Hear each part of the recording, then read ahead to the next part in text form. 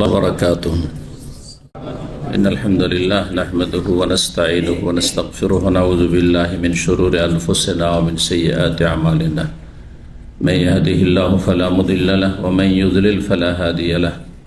وأشهد أن لا إله إلا الله وحده لا شريك له وأشهد أن محمدا عبده ورسوله صلى الله تعالى عليه وعلى آله وصحبه وسلم تسليما كثيرا. أما بعد فقد قال الإمام البخاري رحمه الله تعالى باب ميراث الأخوات مع البنات عصبة. قال حدثنا بشر بن خالد قال حدثنا محمد بن جعفر عن شعبة عن سليمان عن إبراهيم عن الأسود قال قضى فينا معاذ بن جبل رضي الله تعالى عنه على عهد رسول الله صلى الله عليه وسلم النصف للابنة والنصف للأخت. ثم قال سليمان قضى فينا ولم يذكر على عهد رسول الله صلى الله عليه وسلم. সম্মানিত ভাতৃমণ্ডলী, আল্লাহ রাব্বুল আলামিনের প্রশংসা এবং প্রিয় নবী সাল্লাল্লাহু আলাইহি ওয়াসাল্লামের উপর সালাত ও সালামের পর আজ জুমাবার 18 মুহররম 1448 হিজরি মোতাবেক 3 জুলাই 2026 আমাদের ধারাবাহিক আলোচনা সহিহুল বুখারীর ফারায়েজ পর্ব নম্বর 5।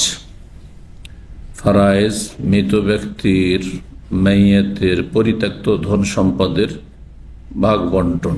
এই বিষয়টিকে কোরআন সুন্নাহর ভাষায়, ইসলামের পরিভাষায় ফারায়েজ বলা হয়। ইলমুল ফারায়েজ বা ইলমুল মিরাস।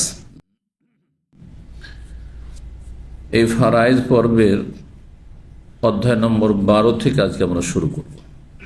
এতে ইমাম বুখারী বলছেন বাবু মিরাসিল আখাওয়াত মাল বানাত। এই অধ্যায় হচ্ছে বোনদের ভাগ সম্পর্কে, মাইয়াতের পরিত্যক্ত ধন সম্পদে বোনদের অধিকার মিরাস সম্পর্কে। মাল বানাত মেয়েদের সাথে হয়ে,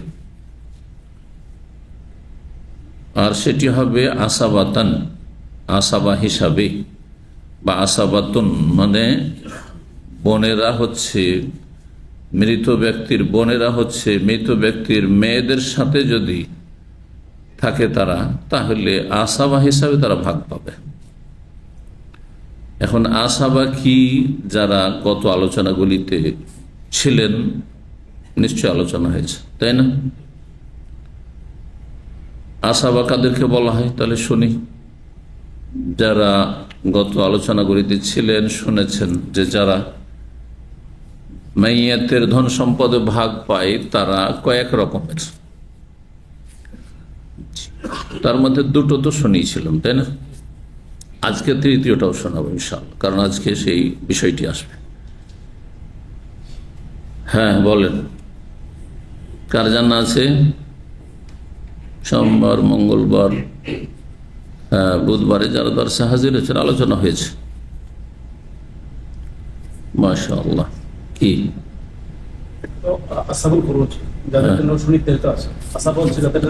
প্রথম ভাগ মাইয়াতের মৃত ব্যক্তির নিকটাত্মীয় যারা আসহাবুল ফরুজ, অর্থাৎ যাদের জন্য আল্লাহ রাব্বুল আলামিন বা তার রাসূল সাল্লাল্লাহু আলাইহি ওয়াসাল্লাম একটা পরিমাণ নির্দিষ্ট করেছেন যে এতটা পরিমাণ পাবে। স্বামী এত পাবে স্ত্রীর ধন সম্পদে, স্ত্রী এত পাবে, তাই না? এক মেয়ে থাকলে এত পাবে, 2 মেয়ে বা ততোধিক থাকলে এত পাবে, বাপ এত পাবে, মা এত পাবে। এইভাবে যাদের জন্য পরিমাণ নির্ধারিত রয়েছে এরা হচ্ছে আসহাবুল ফুরুজ। এটা প্রথম শ্রেণীর, এদেরকে প্রথম দিতে হবে। এদেরকে দেওয়ার পরে অবশিষ্ট যা থাকবে এরা কিন্তু সব ধন সম্পদ নিতে পারবে না, কারণ পরিমাণ যেহেতু নির্ধারিত। 100 টাকার মধ্যে ওর পরিমাণ নির্ধারিত আছে। হ্যাঁ, 100-র মধ্যে কয় রকম পাবে কত জমায় কিন্তু আলোচনা করেছিলাম যে মাইয়াতের ধন সম্পদগুলি ভাগ করা হয়েছে কয় রকম ভাবে। 6। মাশাআল্লাহ, তাহলে কিছুটা মনে তো আছে। 6 কি? সবচেয়ে বেশি যেটা হচ্ছে অর্ধেক, 4 ভাগের 1 ভাগ, 8 ভাগের 1 ভাগ। তো যদি ওইভাবে বলতে চান তাহলে অর্ধেকের চাইতে বেশি পাবে। কারণ ভুল করলেন এখানে, অর্ধেকের চাইতে বেশি কি? 2/3 অংশ। ভগ্নাংশ হিসাবে কথা বলেন, মানে অঙ্ক জানতে হবে। তার 2/3 3 ভাগের 2 ভাগে পেয়ে গেল, কথা বোঝা গেছে না? আর আরেকটি হচ্ছে অর্ধেক, আর তারপরে হচ্ছে তার চাইতে কম হচ্ছে 3 ভাগের 1 ভাগ, তার চাইতে কম হচ্ছে না 4 ভাগের 1 ভাগ, 4 ভাগের 1 ভাগ, তারপরে হচ্ছে 6 ভাগের 1 ভাগ, তারপর হচ্ছে 8 ভাগের 1 ভাগ। এটা বলতে বেশি কষ্ট, এর চাইতে সহজ তরিকায় শিখাচ্ছি। সেটা হচ্ছে যে অর্ধেক আর অর্ধেকের অর্ধেক, হ্যাঁ অর্ধেক 4 ভাগের 1 ভাগ, আর তার অর্ধেক হচ্ছে 8 ভাগের 1 ভাগ। এটা সহজ এইসব, কথা বোঝা গেছে না? 1-এর 2, 1-এর 4, 1-এর 8 হয়ে গেল। এখন 2-এর 3, 3 ভাগের 2 ভাগ, হ্যাঁ 3 ভাগের 1 ভাগ, 1-এর 3 আর 1-এর 6, 6 ভাগের 1 ভাগ, সেটা হলো না? এই যে পরিমাণগুলো যাদের জন্য নির্ধারিত রয়েছে এদেরকে আসহাবুল ফুরুজ, ফরজ মানে ফরজ করা হয়, ফরজ মানে সুপরিমিত করা হয়, সুনির্ধারিত করা হয়। এখানে সুনির্ধারিত করা, ফরজকে ফরজ কেন করা হয়েছে? কারণ তার পরিমাণ নির্ধারণ করে আল্লাহ ফরজ করেছে। 5 ওয়াক্ত নামাজ ফরজ, আপনার খেয়াল খুশি ফরজ না, নফল আপনার খেয়াল খুশি পড়তে থাকে না, যত পারেন, কিন্তু ফরজ চলবে? যত ইচ্ছা ফরজ পড়বো, চলবে? ফরজ মানে তাহলে পরিমাণ নির্ধারিত আছে। 5 ওয়াক্ত নামাজ, 6 ওয়াক্ত নয়, 17 রাকাতের নামাজ এর বেশি নয়, ঠিক না? রমজান মাসের রোজা এর বেশি ফরজ নয়, হ্যাঁ জীবনে একবার হজ ফরজ এর বেশি নয়, কথা বোঝা গেছে? জাকাত শতকরা 2.5 টাকা ফরজ এর বেশি নয়, 10 মনে 1 মন বা 20 মনে 1 মন এর বেশি নয়। এই যে পরিমাণ নির্ধারিত আছে, তো ফরজ মানে শাব্দিক অর্থ হচ্ছে পরিমাণ নির্ধারণ, কার পক্ষ থেকে? আল্লাহর পক্ষ থেকে, যেহেতু শরীয়তের বিষয়, তাই না? তো ধন সম্পদের ভাগ বন্টন ক্ষেত্রে যাদের জন্য পরিমাণ নির্ধারিত রয়েছে, নির্দিষ্ট করা রয়েছে, তাদেরকে আসহাবুল ফুরুজ বলা হয়। মানে পরিমাণ এমন লোকেরা যাদের জন্য পরিমাণ নির্ধারিত, আসাম মানে ওয়ালা, বিশিষ্ট, যাদের জন্য পরিমাণ নির্ধারিত রয়েছে এইরকম লোকেরা। এরপরে দ্বিতীয় শ্রেণীর লোকেরা নিকটাত্মীয় আসাবা, যাদের জন্য পরিমাণ নির্ধারিত রয়েছে, তারা নেওয়ার পরে যা কিছু অবশিষ্ট থাকবে, যা কিছু অবশিষ্ট থাকবে, কখনো কম থাকবে, কখনো বেশি থাকবে, তাই না?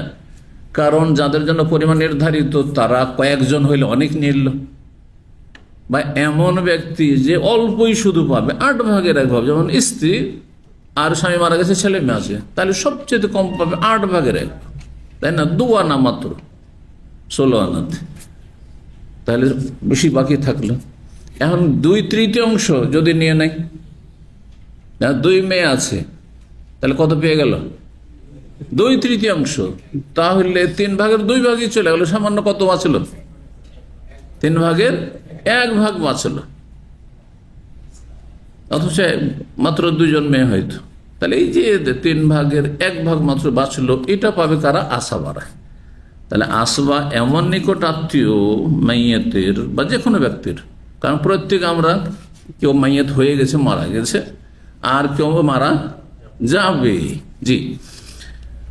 তো যে কোনো ব্যক্তির যারা নিকটাত্মীয় তাদের দ্বিতীয় শ্রেণীর মানুষ, ফারায়েজের কায়দা কানুন নেই, নিয়ম নীতি মালায় হচ্ছে আসাবা, এমন ব্যক্তিরা যাদের জন্য পরিমাণ নির্ধারণে কখনো কম, কখনো বেশি, কখনো সব ধন সম্পদ নিতে পারবে। উদাহরণস্বরূপ আবার বলি, উদাহরণগুলো মাঝে মধ্যে দিয়েছি। একজন লোক মারা গেল, তার কেউ নেই, শুধু একজন ছেলে আছে, হ্যাঁ, এ হচ্ছে আসাবা, সব কোটি কোটি টাকা সব পেয়ে যাবে, একাই পেয়ে যাবে। এই না যে তার চাচা আছে, মেয়ে আছে দূরের কথা, বোঝা গেছে না? কিন্তু যদি মেয়ে থাকতো, 1 মেয়ে, 2 মেয়ে, 10 মেয়ে, 50টাও মেয়ে যদি থাকে, তো ওই 2/3 পাবে, সব পাবে না। এদের জন্য পরিমাণ নির্ধারিত রয়েছে। পক্ষান্তরে ছেলের জন্য যা বাঁচবে সব পাবে, সবই বেঁচে যাচ্ছে।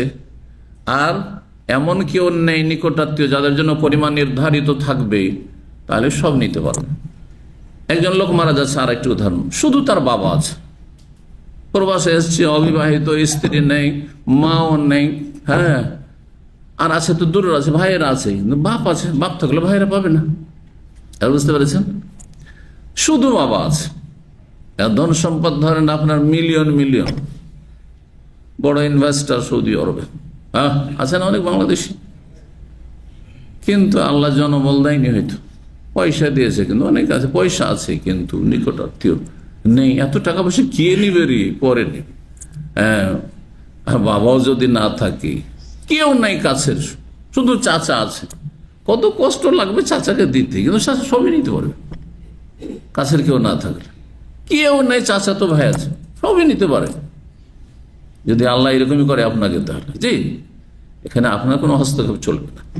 তো এরা হচ্ছে আসাবা, যাদের জন্য পরিমাণ নির্ধারিত রয়েছে, তারা নেওয়ার পরে থাকলে যা কিছু বাঁচবে সব নিতে পারবে। কেউ যদি না থাকে নিকট আত্মীয় যাদের জন্য পরিমাণ নির্ধারিত, তাহলে সবই নিয়ে যেতে পারবে বা সব নিতে পারে আপনার ধন সম্পদ, যদি আপনার কেউ না থাকে, নিকট আত্মীয় না থাকে। জি, আপনার শ্বশুর আছে উদাহরণ, আর আপনার বাপ আছে, আপনার স্ত্রী নিয়ে মারা গেছে, হ্যাঁ কি হবে? স্ত্রী থাকলে তো পেতো, পরিমাণ নির্ধারিত আছে তার জন্য। হ্যাঁ, শ্বশুর পাবে না? পাবেন। শ্বশুর আপনার সদ আচরণ পাবে, ধন সম্পদে ভাগ পাবে না। আপনার কি পাবে? সদাচার, ভালো আচরণ পাবে। আপনি উপঢৌকন দেন, হাদিয়া দেন, কিছু দিয়ে দেন, দান অনুদান দিয়ে দেন, হেবা করে দেন। হেবা বুঝেন তো? জি, হেবা আপনার জমি জায়গা, যে আপনার রেজিস্ট্রি যারা করে, মোহরি, তারা এইসব ভাষাগুলি জানে। এগুলি হচ্ছে ইসলামের ভাষা, যেগুলি পরম্পরা চলে আসছে আমাদের দেশেও। আচ্ছা, তৃতীয় শ্রেণীটা আজকে শুনে নেন। তৃতীয় শ্রেণী নিকট আত্মীয়, যারা আসহাবুল ফরুজ না, ওদের জন্য পরিমাণ নির্ধারিত নেই, আর ওরা ধন সম্পদ যা থাকে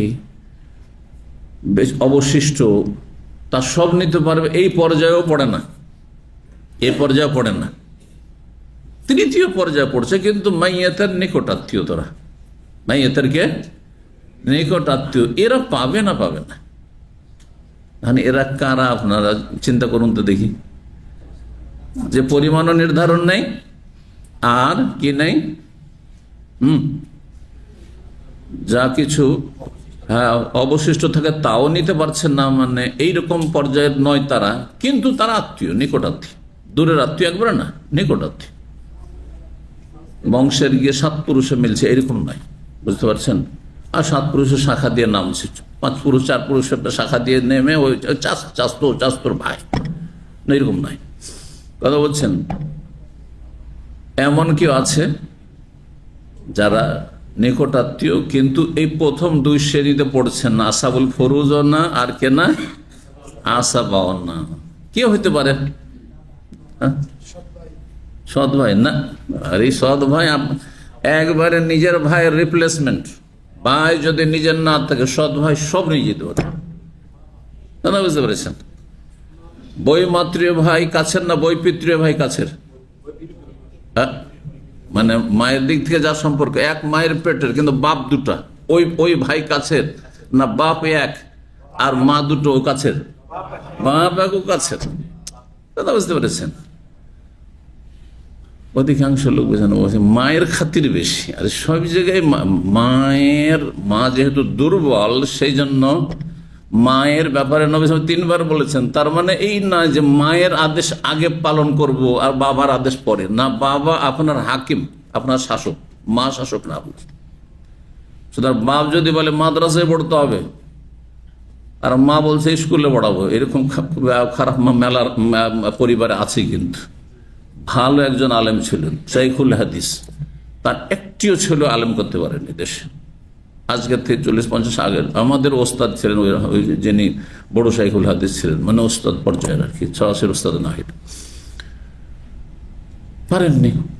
জিজ্ঞাসা করা, সব জানাল শিক্ষিত, কেউ চাকরি পেয়েছে, কেউ বেকার হয়ে আছে, ব্যবসা বাণিজ্য করছে, কিন্তু কি একজন আলেম হইতে পারেনি। রহস্য উদ্ঘাটন করে দেখা হইল যে বাবা বলতো, আলেম শাইখুল হাদিস বলতেন যে আমি মাদ্রাসায় পড়াবো। ওর স্ত্রী চরম বিরোধিতা করছেন, না আমি স্কুল কলেজ পড়াবো, এই গরিবী বিদ্যা পড়াবো না। এক যুগে ভাষা ছিল, আমরা যখন ছাত্র জীবনে ছিলাম, এখন কিন্তু এটা চলে গেছে। কারণ আমাদের জামান নাই জেনারেল লাইনে শিক্ষিত হয়ে চাকরি বাকরি পাওয়া যেত, হাই স্কুলে না হলে কলেজে, না হলে প্রাইমারি তো পাওয়া যেত, মাধ্যমিক পাশ করেও প্রাইমারিতে চাকরি পাওয়া যেত আমাদের জামানে। কিন্তু আজকাল MA পাস করেও চাকরি পায় না। কথা বুঝতে পেরেছেন? যার ফলে এখন আর ফকিরি বিদ্যা বলে না আরবি ভাষাকে, আরবি পড়াকে, মাদ্রাসা পড়াকে। এই মাত্র 30 বছরের 40 বছরের মধ্যে কিন্তু মানুষের চিন্তা চেতনা পাল্টে গেছে আমাদের মুসলিম সমাজে, ভারত বাংলাদেশে, বাঙালি সমাজে। কারণ অধিকাংশ মানুষ দুনিয়াদার, ফি ফুলুস বলে মাফি ফুলুস, যেখানে ফুলুস সেখানে খলুস। বুঝলেন কথা? আরবিতে একটি প্রবাদ হয়ে গেছে আজকাল, আল খলুস ফিল ফুলুস। খলুস কিসে আছে? পয়সাতে আছে না, স্বার্থ যেখানে ওখানে খলুস। আন্তরিক বন্ধু কে? যার সাথে পয়সার স্বার্থ নয়, গদির স্বার্থ, চেয়ারের স্বার্থ, হ্যাঁ, ইনকাম সোর্সের স্বার্থ, ব্যবসা বাণিজ্যের স্বার্থ, দিনই স্বার্থে খলুস ইয়াদ। এটা শুধু মৌখিক কথা। ইল্লা মাশাআল্লাহ শতকরা পাওয়া যাবে না, ও হাজারে খুঁজতে হবে। বুঝতে পেরেছেন না? আল খলুস ফিল ফুলুস, এটা আমরা বলে থাকি। হ্যাঁ, আরবি প্রবাদ। আজকাল খলুসিয়াত খলুসিয়াত, ভাই আপনার খুব ভালোবাসি, একটু স্বার্থে যদি আঘাত লেগে যায়, তুই কি আর মুই কি, কোনো যোগাযোগ নেই, সম্পর্ক নেই, দেখা সাক্ষাৎ নেই। আরে কি হলো ভাই? দিনই ভাই আপনি। বিশেষ করে বাঙালি সমাজে কি আছে, ধরেন একজন মেয়ে দিতে চেয়েছে, হ্যাঁ, খুব ইচ্ছা ছিল যে একটা ছেলে আছে, ওকে মেয়ে দেব, কিন্তু মতের মিল হলো না, বিবাহটা হইল না। এত আন্তরিকতা ছিল, এত খাতির ছিল, এত ভালোবাসা ছিল, চূর্ণ বিচূর্ণ হয়ে গেল। মনে রাখবেন কথাটি, প্রবাদ, আল খুলুস ও ফিল ফুলুস। স্বার্থে আঘাত লেগে গেল, আর ওর মেয়েটা পেলাম না অথবা ওর ছেলেটা পেলাম না, সেই জন্য হ্যাঁ, খলুসিয়াত সব শেষ, খলুসিয়াত সব শেষ। নাউযুবিল্লাহ, কিচ্ছু পাবেন না আল্লাহর কাছে। মুখলিসান ওমা উমিরু ইল্লা লিয়াবুদুল্লাহ মুখলিসিনা লাহুদ্দিন আলা লিল্লাহিদ দীনুল খালিস। খলুসিয়াত, খলুসিয়াত ছাড়া কিচ্ছু লাভ নেই। মানে যে কোনো কাজে হ্যাঁ নিষ্ঠা থাকতে হবে, আন্তরিকতা থাকতে হবে, আল্লাহ সন্তুষ্ট উদ্দেশ্য থাকতে হবে। আমার সম্পর্ক আপনাদের সাথে আল্লাহ সন্তুষ্টি সম্পর্ক। যদি পার্থিব কোনো স্বার্থ কাজ করে সেখানে, তাহলে এই সম্পর্ক দিয়ে কিচ্ছু সব পাবো না। এ দিনই ভ্রাতৃত্ব শুধু মৌখিক কথা, আসলে ভ্রাতৃত্ব হচ্ছে পয়সার, স্বার্থের, হ্যাঁ, গরজের। গরজ ফুরিয়ে গেলে কেটে পড়ে। হাদাহুমুল্লাহু জামিয়ান। আল্লাহ আমাদের সকলকে হেদায়েত নসিব করে। তো কি বলতে গিয়ে বললাম, হ্যাঁ, অনেক সময় দূরের আত্মীয় ভাগ পেয়ে যাবে, আপনাকে দূরের মনে হচ্ছে, কিন্তু আল্লাহ তাকে ভাগ দিয়েছে, আপনার করার কিছু নেই। বুঝতে পারছেন? যাই হোক, হ্যাঁ, জাউল আরহাম বা উলুল আরহাম, সূরা আনফালের শেষ আয়াত, শেষ আয়াতের শেষ অংশ। সূরা আনফালের শেষ আয়াত কত নম্বর আয়াতে শেষ হয়েছে কে বলতে পারে? হ্যাঁ, মাশাআল্লাহ, হাফেজ নাকি? মাশাআল্লাহ, ভালো তো। হাফেজ না হয়ে যে মনে রাখতে পেরেছে, ভালো, সংশোধনীয়। ওয়া উলুল আরহামে বাযুহুম আওলা বিবাযিন ফি কিতাবিল্লাহ ইন্নাল্লাহা বিকুল্লি শাইইন আলিম। শেষ।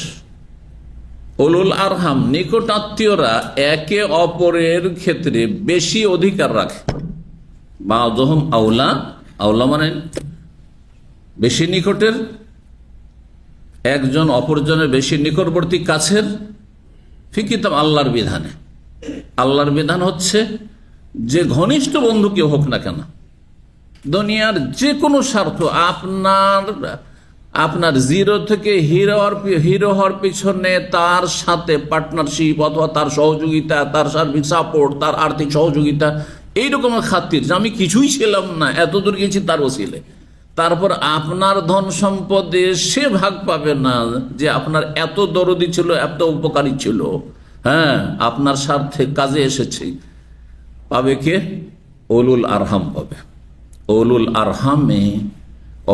আরহামে বাযুহুম আওলা বিবায ফি কিতাবিল্লাহ। এই আয়াত দ্বারা আল্লাহ রাব্বুল উলুল আরহামদের সাথে, অর্থাৎ এমন নিকট আত্মীয় যারা আসহাবুল ফরুজ না, পরিমাণ ওদের জন্য নির্ধারিত নেই, ওরা আসবান, আমাদের ধন সম্পদ তারা সব নিয়ে যেতে পারে, এমন পর্যায়ে, ছেলের পর্যায়ে, বাপের পর্যায়ে, চাচার পর্যায়ে, এরকমও নয়, কিন্তু তারা আমাদের নিকট আত্মীয়, তার নিকট আত্মীয়। এরা অন্যদের তুলনায় ধন সম্পদের ভাগের ক্ষেত্রে বেশি হক রাখে, দিনী ভাতৃদের ক্ষেত্রে নয়। ধন সম্পদের ভাগের ক্ষেত্রে দুই ফাসেক হয়। ফাসেক আপনার এমন আত্মীয় নিকট আত্মীয় যে ফাসেক, তারপর আপনার জমি জায়গার পর সে পাবে, হ্যাঁ আমি ওলিউল্লাহ হইলে পাবো না। কথা বুঝতে পারছেন না? কিন্তু দিনের ভালোবাসা, আমার সাথে এইরকম ভালো মানুষ যারা আছে, আমি নিজেকে ভালো মানুষ বলছি না, একটা উদাহরণ দিয়ে বলছি, ভালো মানুষের সাথে আপনার ওই ফাসেক আত্মীয় চাইতে বেশি থাকতে হবে, না হলে ইমানে আপনার খোটা আছে, ত্রুটি আছে, খাদ আছে। খাদ বুঝেন তো, স্বর্ণকারদের ভাষায় খাদ ভরা আছে স্বর্ণে। জি, সম্পর্ক যেন ভালো করে বুঝেন যে আমার মায়ের পেটের ভাইও যদি দিনদার না হয়, ফাঁসে কাবিরা গুনায় জড়িত আর নামাজ ঠিকভাবে আদায় করে না, কিন্তু যে আমার কেউ না, সে আল্লাহর নেক বান্দা, তাহলে অনেক গুণে আপনার মায়ের পেটের ভাইয়ের চাইতে সে আপনার কাছে, বুঝছেন? কিন্তু আপনার মায়ের পেটের ভাই যতক্ষণ পর্যন্ত কাফের না হয়েছে, মুরতাদ না হয়েছে, নাস্তিক না হয়েছে বা মুশরিক না হয়েছে স্বঘোষিত প্রকাশ্যে, ততক্ষণ পর্যন্ত আপনার জমি জায়গায় ভাবুন, যদি সে মদখোর হোক, যদিও সে লম্পট হোক। বুঝতে পারছেন না? তো যারা নিকটাত্মীয় তাদের তিনটি ভাগ মনে থাকবে তো, হ্যাঁ, আসহাবুল ফরুজ আর আসাবা আর উলুল আরহাম বা জবিল আরহাম। বুঝছেন না? এখন উলুল আরহাম কারা? তাহলে কারা? উদাহরণস্বরূপ আওলাদুল বানাত, প্রথম মেয়ের সন্তানরা, মেয়ের সন্তান মানে মেয়ের ঘরের নাতি, অর্থাৎ আসল যারা নাতি নাতিন, আসল যারা, হ্যাঁ, পোতা পতিন নয়, পোতা পতিন বুঝেন তো, ছেলের ঘরের নাতি নাতিন নয়, বরং মেয়ের ঘরের নাতি নাতিন, অন্য বংশের। পার্থক্য কেন এখানে হয়ে গেল? অথচ আপনার ছেলে, এটা ছেলের ছেলে ছেলে মেয়ে, আর এটা হচ্ছে মেয়ের ছেলে মেয়ে, কিন্তু পার্থক্য এই জন্য যে আপনার ছেলের ছেলে মেয়েগুলো আপনার বংশের, আর আপনার মেয়ের ছেলে মেয়েগুলো আপনার বংশের না। সেজন্য ধন সম্পদের ভাগের ক্ষেত্রে 3 নম্বরে পড়বে, 1 নম্বরে আসবে না, 2 নম্বরে আসবে না। এবার বুঝতে পেরেছেন? কিন্তু আপনার ছেলের ছেলে অথবা মেয়ে যারা হয় 1 নম্বরে পড়ে যাবে অথবা 2 নম্বরে পড়বে, হয় আজাবুল ফরুজ হবে, আসাবুল ফরুজ হবে, আর না হলে আসাবা হয়ে যাবে। এবার পার্থক্য বুঝতে পারলেন? তাহলে বোনের মেয়ের ছেলে হলো, আচ্ছা, তারপর বোনের ছেলে মেয়ের ভাগিনা ভাগ্নি, ভাগ্নে ভাগ্নি, আর তারপরে ফুফু, ফুফু আপনার নিকটাত্মীয় না? ফুফু আপনার নিকটাত্মীয় না, কিন্তু ফুফাও নিকটাত্মীয়। হ্যাঁ, ফুফু হচ্ছে আপনার বাবার আপন বোন, এদিক থেকে নিকটাত্মীয় খুব। কিন্তু ফুফু না তার জন্য পরিমাণ নির্ধারিত, আসাবুল ফরুজের অন্তর্ভুক্ত না, আসাবার অন্তর্ভুক্ত। তবে এই জন্য এখন 3য় স্তরে পড়লো কে? ফুফু। আচ্ছা, খালা, মামা, কত কাছের? খালা মানে আমার মায়ের আপন বোন, হ্যাঁ, অথবা বইমাতৃ বোন, কিন্তু বোন, তাই না? আল খালা মানজিলাতুল উম, এদিক থেকে খালার মর্যাদা হচ্ছে মায়ের মতো, এই দিক থেকে, মর্যাদার দিক থেকে, শ্রদ্ধা পাওয়ার দিক থেকে, আর তার সদাচরণ পাওয়ার দিক থেকে খালার মর্যাদা ফুফু চাইতে বেশি। কথা বোঝা গেছে? কিন্তু খালা হোক আর ফুফু হোক, এরা জাবিল আরহাম, উলুল আরহামের অন্তর্ভুক্ত, আসাবাও নয় আর আসাবুল ফরুজও নয়। এবার বুঝতে পেরেছেন? মামা ওই রকম। আজকাল যদি দেখা যায় পার্থিব দিক থেকে আমাদের বাঙালি সমাজের, এটা আপনার মামা, এটা চাচা, কার সাথে বেশি খাতির? কিন্তু শরীয়ত ওই খাতির নেই, শরীয়ত ওই খাতির নেই। মামা আপনার কে? কেউ না থাকলে তখন ওয়ারেস হবে, তাও মাসলা ইখতিলাফি হবে না, হবে না। জি, পক্ষান্তরে চাচা, হ্যাঁ, চাচার মামার উদাহরণ দিলাম না, চাচা কিন্তু আসাবার অন্তর্ভুক্ত। যদি আসাবুল ফরুজ যারা রয়েছে তারা নিয়ে অবশিষ্ট কিছু থাকে, আর চাচার চাইতে কাছের কেউ নেই, তাহলেও পাবে। চাচার চাইতে কাছের কি? আপনার বাবা, আপনার ছেলে। বুঝতে পারছেন না? চাচা তো ভাই আছে, আর চাচা আছে, কে কাছের? চাচা, তাহলে চাচা পেয়ে যাবে। কখন পাবে? যখন চাচার চাইতে কাছের কেউ নেই, আসবা। 3 রকম আত্মীয়র কথা মনে থাকবে তো? জি হ্যাঁ। এখন এই জাউল আরহাম উলুল আরহামরা ভাগ পাবে না পাবেন অধ্যায়টি আসুক তখন বলছি। তার আগে আসল বিষয়, এটা ভূমিকা বলতে বলতে এতক্ষণ চলে গেল 25 মিনিট। ফারাইজ যদি হকাদে করে পড়ানো হয়, কষ্ট লাগছে একটু বুঝতে, তাই না?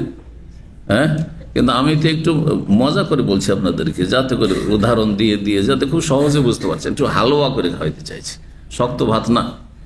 হ্যাঁ, আর আপনারা যেমন শক্ত গোস্ত খান, যেটা আমার জন্য কষ্ট করে, শক্ত গোস্ত না, ঠিক না? দাঁত ভাঙার আশঙ্কা নেই, আছে? ভাই দাঁত বসে না, এমন এলেম দিচ্ছেন সাহেব, এমন কথাগুলি বলছে মাসলাম সাহেব যে দাঁত বসে না। হ্যাঁ, ও বেলের মতো। হ্যাঁ, এরকম কি না? বুঝতে পারছেন? বুঝতে পারছেন? আলহামদুলিল্লাহ বলে যে বুঝতে পারছেন। আমি ছাত্র জীবন নেই, অধিকাংশ ওস্তাদের কাছে বুঝতে পারতাম, কিন্তু আমাদের কিছু সাবজেক্ট ছিল যে সাবজেক্টগুলি ওস্তাদ নিজে বুঝতো না। এখন ও নিজে বুঝছে না, এলো পাথাড়ি বলছে এলোমেলো কথাবার্তা, তা আমি কি বুঝবো? বুঝতে পারছেন না? বিশেষ করে মান্তিক, বুঝেন? মান্তিক সাবজেক্ট আমরা কিন্তু এগুলো পড়েছি। হেকমা, হেকমা মানে হচ্ছে ফিলোসফি। আরবিতে ওই গ্রিক দর্শন পড়ানো হইতো আমাদের, একসময় কমে মাদ্রাসাগুলোতে গ্রিক দর্শন পড়ানো হইতো, হেকমা ফালসাফা পড়ানো হইতো। আর পড়ানো হইতো মান্তিক মানে লজিক বিদ্যা পড়ানো হইতো, তর্ক বিদ্যা পড়ানো হইতো।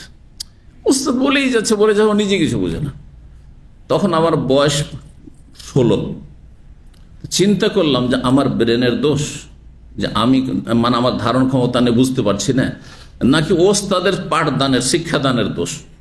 এটা বোঝার জন্য একজন খুব পারদর্শী মান্তিক আর ফালসা ফিলোসফিতে একবার এক্সপার্ট ওস্তাদ ছিলেন, কিন্তু ওনার কাছে এই সাবজেক্ট ছিল না। ওনার সাবজেক্ট ছিল, আমার নাসাই পড়েছি ওনার কাছে, অন্য কোনো সাবজেক্ট পড়েছি, কিন্তু খুব ভালো ছিলেন উনি, রাহিমাহুল্লাহ তাআলা, চলে গেছেন দুনিয়াতে, এবং ওনার কাছে অনেক কিছু শিখেছি। তো একদিন সন্ধ্যাবেলা অনেক বলো, শেখ আমি একটা সাবজেক্ট কিছু বুঝি না, আর আপনি এই সাবজেক্টগুলো পড়েছেন ভালো করে, আর আপনি জানি যে আপনি ভালো বুঝেন, তো আমাকে একটু মান্তিক আর এই ফালসাফা ফিলোসফি এটা বুঝিয়ে দেন তো। তো উনি আধা ঘন্টা বুঝাইলেন, আমি সব বুঝলাম, সব এখানে ধারণ করতে পারলাম। তখন বুঝতে পারলাম যে আমার ব্রেনে ক্ষমতা আছে, আমার ব্রেনে দুর্বলতা নেই, দুর্বলতা অন্য জায়গায় আছে। বুঝতে পেরেছেন না? তো আপনাদের কি এমন হচ্ছে যে আমার কথা বোধগম্য না? বুঝতে পারছেন না?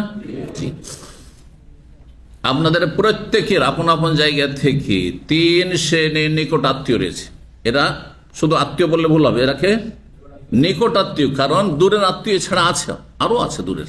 জি, গোটা বংশ আপনার আত্মীয়। হ্যাঁ, গোটা বংশ আপনার আত্মীয়। আপনার এই যে ওপরে সিলসিলায় নাসাব, বংশ পরম্পরায় যতগুলি শাখা প্রশাখা, সবাই তো আত্মীয়, কিন্তু দূরের আত্মীয়। তো যাই হোক, এখানে বিষয়বস্তু কি ছিল? 12 নম্বর অধ্যায়ে মিরাসুল হক, বন্দের হক। বন্দের মিরাস মানে বন্দের ধন, পরিত্যক্ত ধন সম্পদে, মানে মাইয়াতের পরিত্যক্ত ধন সম্পদে বলতে হবে। বন্দের হক, বন্দের অধিকার, মাল বানাত মেয়েদের সাথে হয়ে। কার মেয়ে আর কার বোন, যাতে বুঝতে পারে। হ্যাঁ, সব সময় ফারাইজ যখন সাবজেক্ট বুঝবেন, যখন আলোচনা হবে, যখনই বোন বলা হবে, যখনই আপনার মেয়ে বলা হবে, যখনই ছেলে বলা হবে, যখনই বাবা বলা হবে, কেন্দ্রবিন্দু আপনার কি থাকবে? হ্যাঁ হ্যাঁ, সেন্টার পয়েন্টটা ভুলবেন না, না হলে গোলমাল করে দিল। কি সেটা হচ্ছে মাইয়াত, মাইয়াতকে কেন্দ্র করে। আগে মাইয়াত, তারপরে তখন ছেলে আছে, মেয়ে আছে, মা আছে, বাপ আছে, এই স্বামী আছে, স্ত্রী আছে, অমুক আছে, এইভাবে। এটা হচ্ছে ভাগের তরিকা। একজন মানুষ মারা যাচ্ছে, তার মেয়ে আছে, কন্যা সন্তান আছে, আর কি আছে? তার বোন আছে, আর কেউ নেই। আর কেউ নেই, স্ত্রীও নেই, বাপও নেই, মাও নেই, ছেলেও নেই, বোন আছে, আর কি আছে? মেয়ে আছে আর বোন আছে। মেয়ে কাছে না বোন কাছে? মেয়ে কাছে। এই জন্য এখন ওই যে 3 শ্রেণী করলাম নিকট আত্মীয়দের, মেয়ে কোন পর্যায়ে পড়ছে? আসহাবুল ফুরুজ। কারণ এক মেয়ে হইলে কতটা পরিমাণ নির্ধারিত? অর্ধেক। আর যদি 2 বা ততোধিক, যতই মেয়ে হোক না কেন, 2/3 তাহলে যাদের জন্য পরিমাণ নির্ধারিত আছে আসহাবুল ফুরুজ, মেয়েরা হচ্ছে আসহাবুল ফুরুজ অন্তর্ভুক্ত।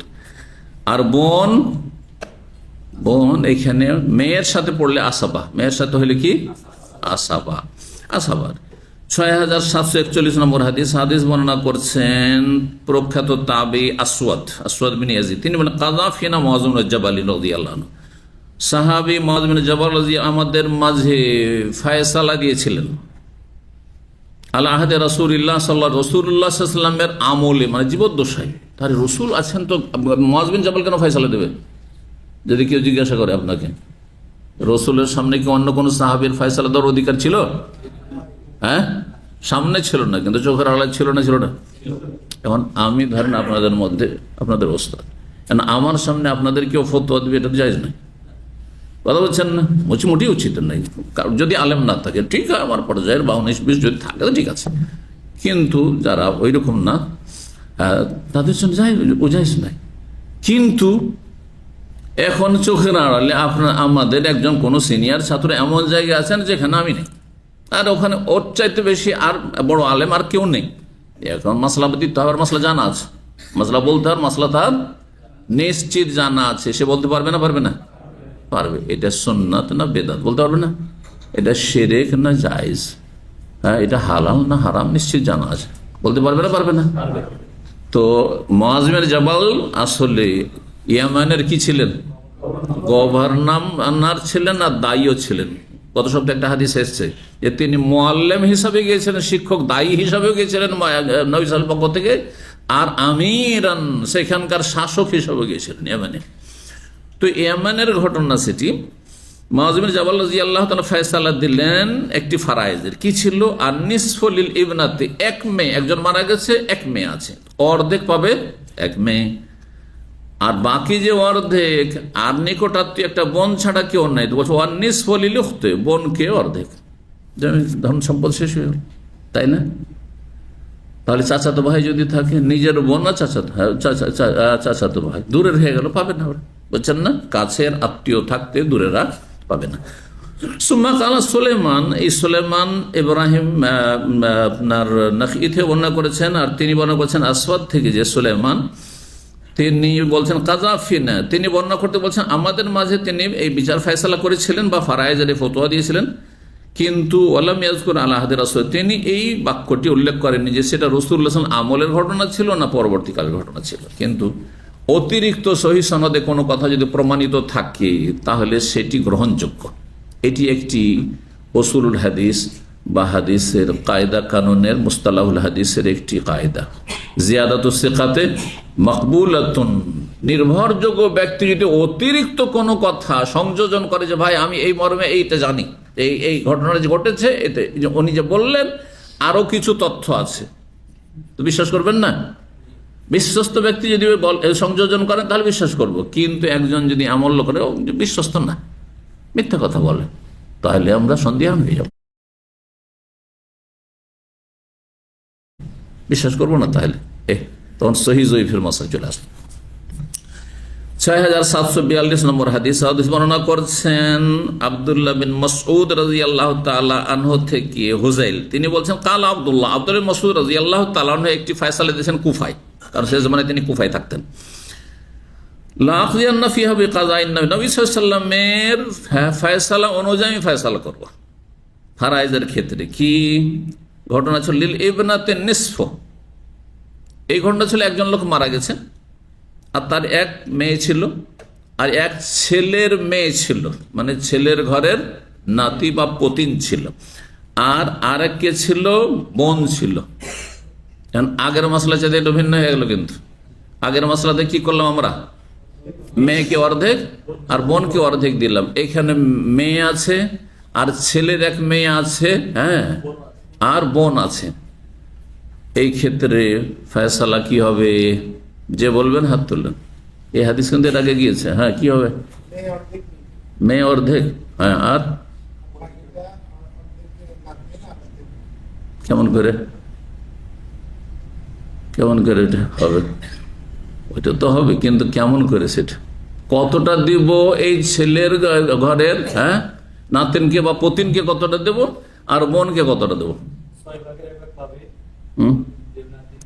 6 ভাগের, হ্যাঁ, ওই ছেলের ঘরের নাতিন সদস্য দিয়ে কি হবে? আচ্ছা, 2 মেয়ে থাকলে কত পেত? 2 মেয়ে হলে কত পেত? 2/3 পেত। সেই জন্য এখানে এক মেয়ে, আর মেয়ে যেহেতু ছেলের মেয়ের তুলনায় কাছের, তো মেয়ে অর্ধেকটা নিয়ে গেল, এক মেয়ে। এখন ছেলের মেয়ে যে, সেও কিন্তু মেয়ের পর্যায়ে খানিকটা, মানে তারপরে যদিও তার মানে মর্যাদা, কিন্তু মেয়ের পর্যায়ে। সেই জন্য 2 মেয়ে থাকলে 2/3 এতটা তারা দুইজন মিলে, ফুফু আর ভাতিজি, তাই না? এখানে সম্পর্ক ফুফু ভাতিজি মিলে এতটা তারা নিয়ে নিতে পারবে, মানে 2/3 নিয়ে নিতে পারবে। এখন ভগ্নাংশ যদি অর্ধেককে আরেকটু বাড়িয়ে 2/3, হ্যাঁ 2/3 পৌঁছাইতে হয়, তাহলে কতটা পাবে? ষষ্ঠাংশ, সদস্য পাবে, ষষ্ঠাংশ পাবে। তাহলে ষষ্ঠাংশ আর তার সাথে আপনি যোগ দিলেন কত? অর্ধেক দিয়ে সমান হয়ে যাবে কত? 16 সাইন, 2/3 হয়ে যাবে। বাঁচলো কতটুকু? 1/3 বাঁচলো। হ্যাঁ, 1/3 বাঁচলো, 3 ভাগের 1 ভাগ বাঁচলো। এটা কি পাবে? এখন বোন পাবে। তাই ফয়সালা করেছেন আব্দুল মাসুদ। এখানে আবু মুসা আশারি, আগে একটি হাদিস গিয়েছে কিন্তু গত দার্সে, কিন্তু কিছু আপনাদের মনে থাকে না। আবু মুসা আশারির কাছে প্রথম ফয়সালা চেয়েছিলেন, উনি একটা ভুল ফতোয়া দিয়ে দিয়েছিলেন। এখানে ওই একে মেয়ের ছেলের ঘরে যে নাতিন বা পতিনকে ওকে বঞ্চিত করে দিয়েছিলেন। তখন তিনি বলে, এইরকম ফয়সালা যদি আমি করি তাহলে তো আমি গোমরা হয়ে যাব, কারণ নবী সাল্লাল্লাহু আলাইহি ওয়াসাল্লাম তেমন ফয়সালা করেননি। এখানে ওই হাদিসটি সংক্ষেপে এসেছে। আব্দুল্লাহ বিন মাসউদ ফয়সালা যখন দিলেন, তখন বললেন, দেখো আমি কিন্তু ফয়সালা করবো নবী সাল্লাল্লাহু আলাইহি ওয়াসাল্লাম যেমন ফয়সালা করেছিলেন। লিল ইবনাতিন নিসফু, কন্যা সন্তানকে, নিজের মেয়েকে অর্ধেক দিতে হবে। ওয়ালি ইবনাতিল ইবনে, আর ছেলের মেয়ে যে রয়েছে, মাইয়াতের মৃত ব্যক্তির ছেলের মেয়ে, হ্যাঁ পতিন, তাকে দিতে হবে আর সদস্য, ষষ্ঠাংশ। অমা বাকিয়া, আর যা কিছু অবশিষ্ট থাকবে, ফালিল উখতে, সেটা হবে বোনের জন্য। তো এখানে 1/3 নেমে চলে আসলো, যেহেতু বোন হচ্ছে আসাবা। আর আসাবা কাকে বললাম? আসাবা কখনো কম পেতে পারে, কখনো বেশি পেতে পারে। আগের অবস্থাতে আসাবা বোন পেয়ে গেছিল অর্ধেক, এখানে কততে নেমে চলে আসলো? 3 ভাগের 1 ভাগে নেমে চলে আসলো। এটি হচ্ছে যেমন ছেলেরা, এক ছেলে থাকলে সব ধন সম্পদ নিয়ে যাচ্ছে, তাই না? কিন্তু 10 ছেলে কারো যদি থাকে, তখন কি হবে? ভাগ কমবে না? ওই একা থাকলে একে নিতে পারতো, কিন্তু 10 জনের কাছে ভাগ হয়ে যাবে। বুঝতে পেরেছেন? জি। 13 নম্বর অধ্যায় হচ্ছে বাবু মিরাসুল আখাওয়াত ওয়াল ইখওয়া। এই অধ্যায় হচ্ছে ভাই আর বোনদের ভাগ সম্পর্কে। মাইয়াতের ভাই রয়েছে কয়েকজন, আর বোন রয়েছে, তাহলে কিভাবে ভাগ করবেন? ওইভাবে ভাগ করবেন যেভাবে আপনার ছেলে আর মেয়ে থাকলে করতেন। কিরকম? আপনার ছেলে সন্তান আছে, মেয়ে সন্তান, তো কি করতেন? লিজাকারে মিসলু, প্রথম মাসলা কোরআনে কারীম সূরা নিসার আয়াত নম্বর 11, যেখানে মিরাসের বিধান প্রথম বর্ণনা করেছেন। ইউসিকুমুল্লাহু ফি আওলাদ লিজাকারে মিসলু হাযিল উনসাইন। ছেলে সন্তান কত পাবে? মেয়ে সন্তানের তুলনায় দ্বিগুণ পাবে। ঠিক ওইরকম আপনার ভাই আছে আর বোন আছে, আর অন্য কেউ এর চেয়ে কাছের কেউ নাই, তাহলে তখন ভাগ হবে লিজাকারে মিসলু হাযিল উনসাইন। আপনার ভাই পাবে 2 ভাগ আর বোন পাবে 1 ভাগ। তখন 6743 নম্বর হাদিস বর্ণনা করেছেন মুহাম্মদ ইবনে মুনকাদির তাবী। তিনি বলছেন, আমি জাবের রাদিয়াল্লাহু তাআলা আনহুকে বলতে শুনি, তিনি বলেন, দাখাল আলাইয়া নবী সাল্লাল্লাহু আলাইহি ওয়া মারিদ। নবী আমার কাছে আসলেন, সেই সময় আমি অসুস্থ ছিলাম। জাবের রাদিয়াল্লাহু তাআলা যুবক মানুষ, সাহাবী, ইবনে সাহাবী। তার পিতা প্রথম শহীদ হয়েছেন উহুদের যুদ্ধে, আর তার অনেকগুলি বোন ছিল। সুন্দর ঘটনা রয়েছে। নবী সাল্লাল্লাহু আলাইহি ওয়াসাল্লাম সবসময় তার দিকে লক্ষ্য রাখতেন, আর্থিক দিক থেকে, সব দিক থেকে, কারণ অনেকগুলি বোনে দেখাশোনা করত। অল্প বয়সী 15-16 বছরের ছেলে, আর আব্বা ওসিয়ত করে গেছেন আর শহীদ হয়েছিলেন নবী সাল্লাল্লাহু আলাইহি ওয়াসাল্লামের সাথে উহুদের ময়দানে। তো এই জাবের রাদিয়াল্লাহু তাআলা আনহু তিনি বলছেন, আমি অসুস্থ হয়ে পড়েছিলাম, সেই সময় নবী আমার কাছে আমার খোঁজ খবর নেওয়ার জন্য আসলেন। গিয়ে দেখলেন যে আমি খুবই অসুস্থ। ফাদাবি ওযুর পানি নিয়ে ডাকলেন, ওযু করলেন, সুম্মা নাযাহা আলাইহি মিন ওযুই, তারপরে অবশিষ্ট যে ওযুর পানি পাত্রে ছিল সেটা আমার চোখে মুখে ছিটিয়ে দিলেন। ফাআফাকতু, তখন কিন্তু বেহুশ ছিল, ততক্ষণ পর্যন্ত তিনি অচেতন ছিলেন, বেহুশ হয়েছিলেন। ফাআফাকতু, আমি চেতনায় ফিরে আসলাম, আমার হুঁশ ফিরে আসলো। ফাকুলতু, তখন আমি জিজ্ঞেস করলাম, ইয়া রাসূলুল্লাহ, হে আল্লাহ, ইন্নামা লি আখাওয়াত, আমার কয়েকজন বোন রয়েছে। আমার কি রয়েছে? কয়েকজন বোন রয়েছে, ফানাজালাত আয়াতুল ফারাইজ, তখন ফারাইজের আয়াত নাযিল হয়েছে। শুধু বোন থাকলে ভিন্ন, আর যদি বোনের সাথে ভাই থাকে তাহলে তখন অবস্থা ভিন্ন, যেমনটা এর আগে বর্ণনা করলাম। জি,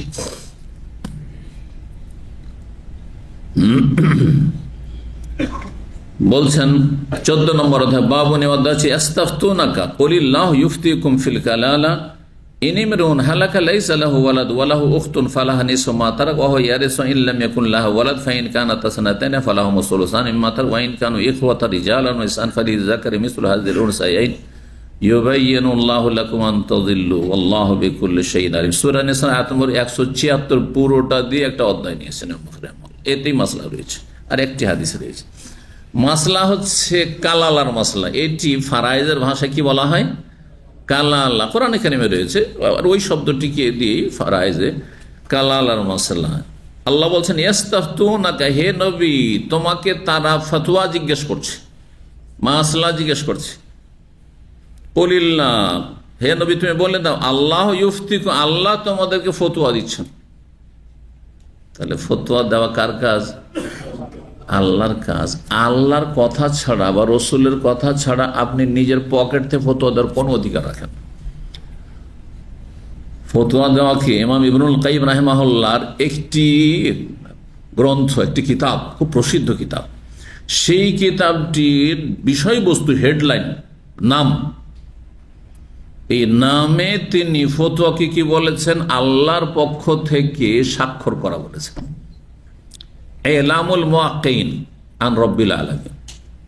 এলামুল মুওয়াক্কিন মানে জানিয়ে দেওয়া, এলাম কাকে?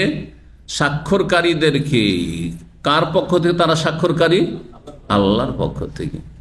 আরে আপনি যদি সরকারের কোনো দায়িত্বপ্রাপ্ত কোনো অফিসার হন, তো এই স্বাক্ষরটি কার পক্ষ থেকে করছেন? সরকার পক্ষ থেকে। সরকার বিরোধী কোনো স্বাক্ষর করা যাবে? বেআইনি স্বাক্ষর করা যাবে? আপনার দায়িত্বের বাইরে স্বাক্ষর করতে পারবেন না। আপনার যতটা কাজ রয়েছে তার মধ্যে আপনাকে সীমিত থাকতে হবে। বুঝতে পারছেন না মাসলা? উদাহরণটি বোঝাচ্ছে আপনাকে। তো আপনি যখন একজন আলেম ফতোয়া দিচ্ছেন, এটা হালাল, এটা হারাম, এটি সুন্নত, এটি বিদআত, এটি শিরক, এটি জায়েজ, এটি নাজায়েজ, তো এই কথা বলা মানে আল্লাহর পক্ষ থেকে কি করা? স্বাক্ষর করা, সাইন করা। আপনি সাইন করছেন, সুতরাং আপনি যে স্বাক্ষর করলেন এই ফতোয়া, এটা হালাল। যদি হালাল হয় তাহলে এই স্বাক্ষরে তো আপনি বেঁচে যাবেন, বরং নেকি পাবেন। আপনি নেকি পাবেন আপনি, যে মানুষের অজ্ঞতা দূর করেছেন। না হলে মানুষ তো সমস্যা পড়ে যেত। কারণ মানুষকে জানতে হবে যে হালাল না হারাম, জায়েজ না না জায়েজ, এটা চলবে না চলবে না, অবশ্যই জানতে হবে, উপায় নেই। জি না, এটি জান্নাত জাহান্নামের মাসলা। কিন্তু এই স্বাক্ষর করতে গিয়ে অবৈধ স্বাক্ষর হয়, এমন কিছুতে স্বাক্ষর করলেন যেই অধিকার আপনার নেই। যেমন তালাকের মাসলা, খুব জটিল মাসলা। এই তালাক আজকাল এক শ্রেণীর লোকেরা ডাল ভাত মনে করে নিয়েছে। আল্লাহ, এখন এই কয়েক মাস থেকে বিশেষ করে আর কয়েক বছর থেকে সাধারণভাবে সবচেয়ে বেশি মাসলা আমার কাছে এবং আমার চাইতে বড়রা বা যারা আছেন, শেখরা আমাদের মতো রয়েছেন, তাদের কাছে জিজ্ঞাসা করলে সবচেয়ে বেশি যে মাসলা আসছে, সমস্যার ফতোয়া আসছে কি? তালাক আর তালাক। কখনো পুরুষ জিজ্ঞাসা করছে, কখনো মহিলা জিজ্ঞাসা করছে, তালাক আর তালাক। আর কিসে? বিনা পয়সায়, সস্তাতে একটা হোয়াটসঅ্যাপ মেসেজ দিয়ে দাও, না হলে একটা কোনো সোশ্যাল মিডিয়াতে মেসেজ দিয়ে দাও, না হয় জুমে চলে আসো আর তালাকের মাসলা জিজ্ঞেস করি। এত সহজ।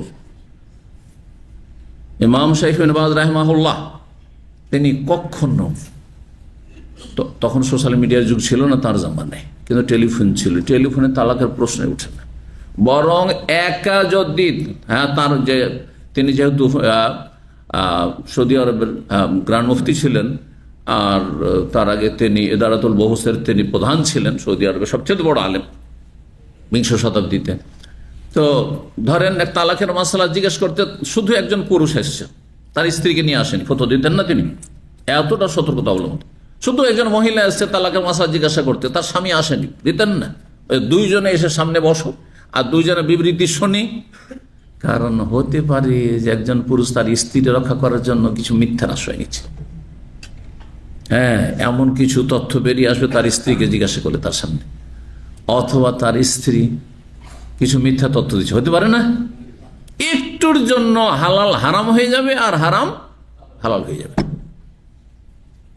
এত সহজ আপনারা মনে করছেন যে তালাকের মশলা? আরে কালকে এক লোক আমার বিশ্রামের সময় টেলিফোন করেছে, তাও কোথা থেকে জানেন? ওই 91 থেকে, এই যে এখানে আপনাদের 7 কিলোমিটার।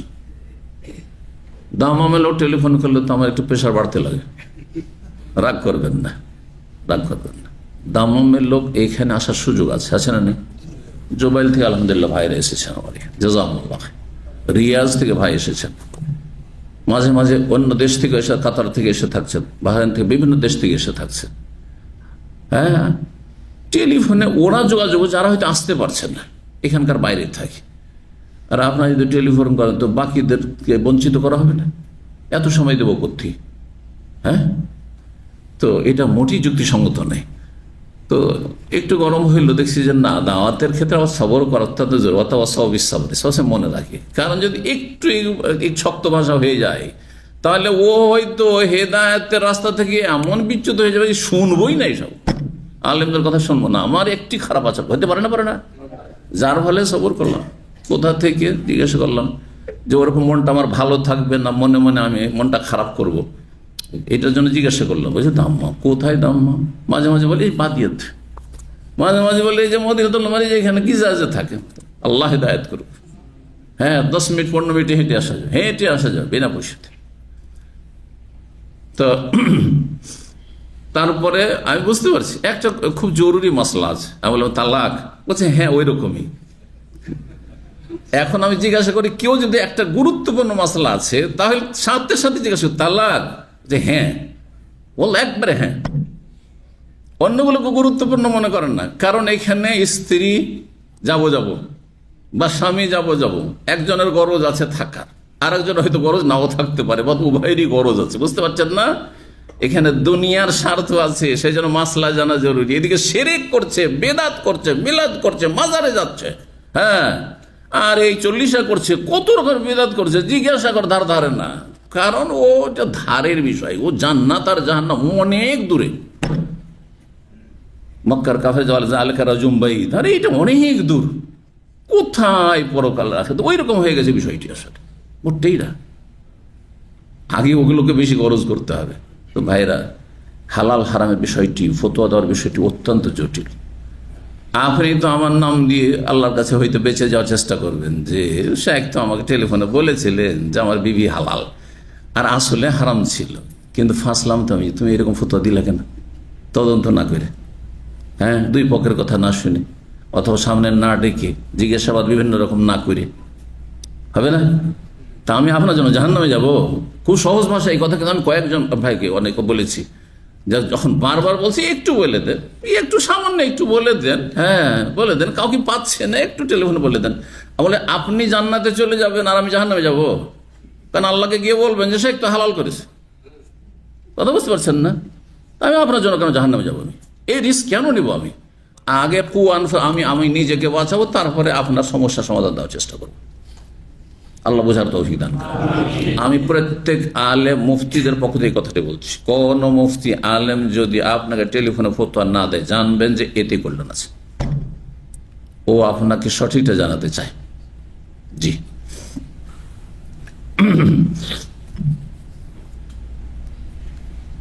ফিরে আসি আসল অধ্যায়ে। বাবুনি অধ্যায় হচ্ছে ইস্তাফতুনাকা ফিল কালাল, এই ফতোয়ার কথা বলছিলাম। আল্লাহ তোমাদেরকে ফতোয়া দিচ্ছেন, মানে আমি যে ফতোয়া দিছি, আল্লাহ কি ফতোয়া আপনাকে দিতে আসছেন? রসুল কি এখন আপনাকে দিতে আসবেন ফতোয়া? আরে সাহাবীকে দিয়েছেন, কিন্তু আপনাকে আমাকে দিতে আসবেন? তাহলে আল্লাহর পক্ষ থেকে, রসুলের পক্ষ থেকে ফতোয়া কে দিচ্ছেন? আপনার কোনো আলেম দিচ্ছেন, মুফতি দিচ্ছেন। এই মুফতি টাইটেল কিন্তু সাবধান, বেদাতীদের মুফতি টাইটেলে ধোকা খাবেন না, যে ইফতা পড়ে এসছে, কিচ্ছু জানে না ওরা। ওদের দক্ষগুলো ছাড়া, যেগুলি এমনি মুফতি দেখছেন মার্কেটে, এসব কিছুই জানে না। এরা 2 বছর ওই যে ওদের ফতোয়া কোর্স আছে, নাম লিখে দেয়, এদিক সেদিক ঘুরে বেড়ায়, আর জর্দা দেওয়া পান খেতে থাকে, হ্যাঁ, কথা বুঝতে পারছেন? আর তারপরে তখন 1-2 বছর পরে ওদেরকে একটা সার্টিফিকেট দিয়ে দেয়, দাওরা সার্টিফিকেটের মতো, যে হ্যাঁ ইফতা পাস। আর কি যদি জিজ্ঞাসা করেন যে কোন আয়াতের ভিত্তিতে এই ফতোয়া দিলে, কোন হাদিসের ভিত্তিতে, কিয়ামত পর্যন্ত বলতে পারবে না, এটা কোনো এলেম নেই। হ্যাঁ, কি পারবে, 2-4 হরফ পড়েছে, ওই ফেকার অমুক কিতাবে আছে, হ্যাঁ, আর ওই ফতোয়া আলমগিরিতে আছে, ফতোয়া বাজাজিয়াতে আছে, ফতোয়া কাজী খানে আছে, হয়তো অমুক তমুক। এত তো আরো বেশি বললাম, এগুলো ফতোয়া, অনেকগুলো ফতোয়ার নাম ওরাও জানে না, কিন্তু ওই ফতোয়া আলমগিরিটা বেশি জানে হয়তো, কথা বলে ফতোয়া আলমা দেওবন্দে আছে, ইত্যাদি ইত্যাদি। এগুলো দিয়ে ফতোয়া দেবেন আপনি? অন্যের ফতোয়া হইতে পারে যে ওই যে ফতোয়া কিতাবে আছে ওইটা ভুল, তো অন্যের ফতোয়া শুধু আপনি অন্ধভাবে নকল করে আপনি মুফতি হয়ে গেলেন। মুফতি ওকে বলা হয় যে কোরআন এবং হাদিসের ওপর ইজতিহাদ করে ফতোয়া দিতে পারে মুফতি, যে বলতে পারে যে আমার এই কথার দলিল হচ্ছে অমুক আয়াত অথবা অমুক হাদিস। আল্লাহ বোঝার তৌফিক দান করেন। এই জন্য আজকাল হোয়াটসঅ্যাপ করে আমাদের দিনী ভাইরা কিছু শিখে, দিন শিখে আবার ফতোয়া দেওয়া শুরু করে। কেউ মহিলা গ্রুপে ফতোয়া দিচ্ছে, উত্তর দিচ্ছে, কেউ পুরুষ গ্রুপে দিচ্ছে, কেউ উভয় গ্রুপে দিচ্ছে। ফেতনা এগুলো। কিসের ফতোয়া দিবেন আপনি? কি যোগ্যতা আছে ফতোয়া দেবেন? না, ক্ষমতায় কাজগুলো করবেন না, ঝুঁকিপূর্ণ। এটা আল্লাহর পক্ষ থেকে সাইন করছেন আপনি, রসুলের পক্ষ থেকে আপনি সাইন করছেন। আল্লাহ বোঝার তৌফিক দান করেন। আল্লাহ ফতোয়া দিচ্ছেন কালালা সম্পর্কে। কালালা কাকে বলা হয়? এমন মৃত ব্যক্তি যার মূলও নেই শাখাও নেই, যার মূলও নেই শাখাও নেই। মানুষ হচ্ছে ঠিক গাছের মতো, বুঝতে পারছেন না? মানুষ হচ্ছে কিসের মতো? বা হ্যাঁ, মানব জাতির বংশ হচ্ছে একটি গাছের মতো, মূল আর শাখা। গত একটা দার্সে বলেছিলাম কিন্তু, হ্যাঁ, যে যারা আপনার নিকটাত্মীয় তারা কয় ভাগে বিভক্ত? এটা অন্য ভাগ, কিন্তু এটা ওই আবার ওই এতে যায় না, আসাবুল ফরুজ আর আসাবা আর ওই ফিজাবুল আরহামে যায় না, কিন্তু 2 ভাগে। কি? হ্যাঁ, 2টা। এই 2টা তো আমি এখনই বলে দিলাম। না, ওটা না, এটা ঠিক আছে, কিন্তু আরেকটা আছে, 3টা আছে। হ্যাঁ, হ্যাঁ, ওপর হলো উসুল, মূল, উসুল, ফরু, আর সাইডের গুলো হচ্ছে হাওয়াসি। সাইডে যদি আমার কিতাবের কিছু লেখা থাকে, ওর নাম হচ্ছে হাসিয়া। হাওয়াসি মানে টিকে। তো আমার আপনার প্রত্যেকের বংশের কি আছে? মূল আছে, আর নিচে শাখা প্রশাখা আছে, আর সাইডে কি আছে? ওই টিকার মতো হাওয়াসি আছে। বুঝতে পারছেন? উসুল কারা? মূল, যাদের মাধ্যমে আপনি আমি দুনিয়া এসেছি, বাপ মা, দাদা দাদি, তারপরে ওদের বাপ মা ইত্যাদি, ওপরে যত গেল ছিল ওসুল, জি, আদম আলাইহিস সালাম পর্যন্ত। ফরু, ছেলে মেয়ে, ছেলে মেয়েদের ছেলে মেয়ে, ছেলে মেয়েদের ছেলে মেয়ে যত নিচে যাক, হ্যাঁ, এরা হচ্ছে সব ফরু। হ্যাঁ, কথা বোঝা গেছে? আর সাইডে যারা আছে কারা? ভাই বোন, হ্যাঁ, তারপরে হ্যাঁ চাচাতো ভাই বোন। চাচাতো হলে তো চাচার মারফত আসছে, তাহলে চাচা কাকে বলতে হয়? আপনার চার পাশে আছে, অথবা আপনার বাবার পাশে, আপনার বাবার সাইডে হচ্ছে আপনার চাচা, চাচা, এইভাবে। ভাতিজা, ভাতিজা, ভাতিজি, ভাই বোনের পরে ভাই বোন থেকে কারা এসছে? এরা সব সাইডের। এবার বুঝতে পারছেন না? তো কালালা কাকে বলা হয়? এমন ব্যক্তি মারা যাচ্ছে যেই ব্যক্তির ওপরেও কেউ নেই আর নিচেও কেউ নেই। তো তার জমি জায়গা ধন সম্পদ কাকে দিবেন? হ্যাঁ, এবার বুঝতে পেরেছেন? মানে বাপ মাও নেই, দাদাও নেই, আর নিচের ছেলে মেয়েও নেই। হ্যাঁ, ছেলে মেয়েও নেই।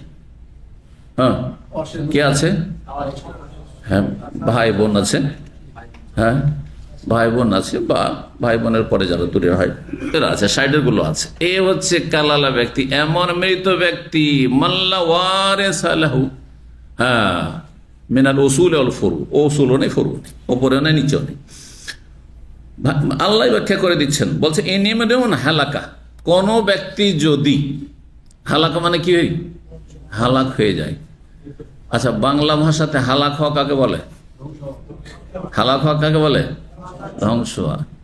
একটা লোক মারা গেছে, আর যদি অমুক হালাক হয়ে গেছে, তাহলে এত আক্রোশ আপনার, এত দুশ্মনী ওর সাথে যে হালাক হয়ে গেছে বললেন, বলবে না? বলবে না? তাহলে বাংলার পরিভাষায় কিন্তু হালাক শব্দের প্রয়োগ সীমিত ক্ষেত্রে হচ্ছে, মানে যদি খারাপ অবস্থায় কেউ মারা যায় তাহলে সে কি হয়েছে? সে কাফের ছিল, সে জালেম ছিল, সে কুখ্যাত ছিল, দিন দুনিয়ার ক্ষেত্রে আমাদের যেন ক্ষতিকর ছিল, তখন বলে অমুক হালাক হয়েছে, ঠিক না? কিন্তু মতকে তো হালাক বলি না, তাই না? কিন্তু কোরআনে কারিমে একাধিক জায়গায় মরণকে কি বলা হয়েছে? হালাক বলা হয়েছে। নিবেন আয়াত, এটি একটি। ইন ইমরুন হালাকা, কোনো ব্যক্তি যদি মারা যায়, হালাকা মানে মাতা, হালাকা মানে মাতা, মারা।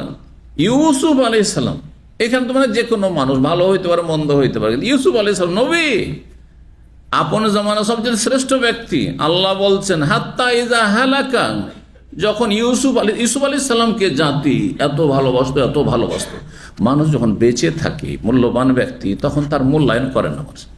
এমনকি ছেলে মেয়েরা অনেক সময় মূল্যায়ন করে না, যে আমার বাবা এত বড় একটা গুরুত্বপূর্ণ ব্যক্তি ছিলেন, আর এত এহসান তার রয়েছে বা যোগ্যতা রয়েছে ইত্যাদি, মূল্যায়ন করেন না কাছের লোকেরা, দূরের লোকেরাও করে না, ঠিক না? এই ইসলামী সেন্টার দার্সের আশেপাশের লোকেরা মূল্যায়ন করে না, কিন্তু ইল্লা মাশাআল্লাহ অল্প লোক, যদি হাত উঠাইতে বলি তো অল্প লোক হাত উঠাবে যারা আশেপাশের লোক আছেন, এই মার্কেট এরিয়ার লোক আছে। অধিকাংশ লোক অনেক দূর থেকে আসে, মাশাআল্লাহ, খবর থেকে কত জায়গা থেকে আসছে, ঠিক না? আর বাইরে তো অনলাইনে যারা শুনছে তাদের সংখ্যা তো মানে যারা সরাসরি আসে তাদের সাথে অনেক বেশি, আলহামদুলিল্লাহ রাব্বিল আলামিন। তো মানুষ কাছের নিয়ামতের মূল্যায়ন করে না, কাছের নিয়ামতের কি করে না? মূল্যায়ন করে না। কিন্তু ওই নিয়ামত যখন চলে যায় তখন হাড়ে টের পায়।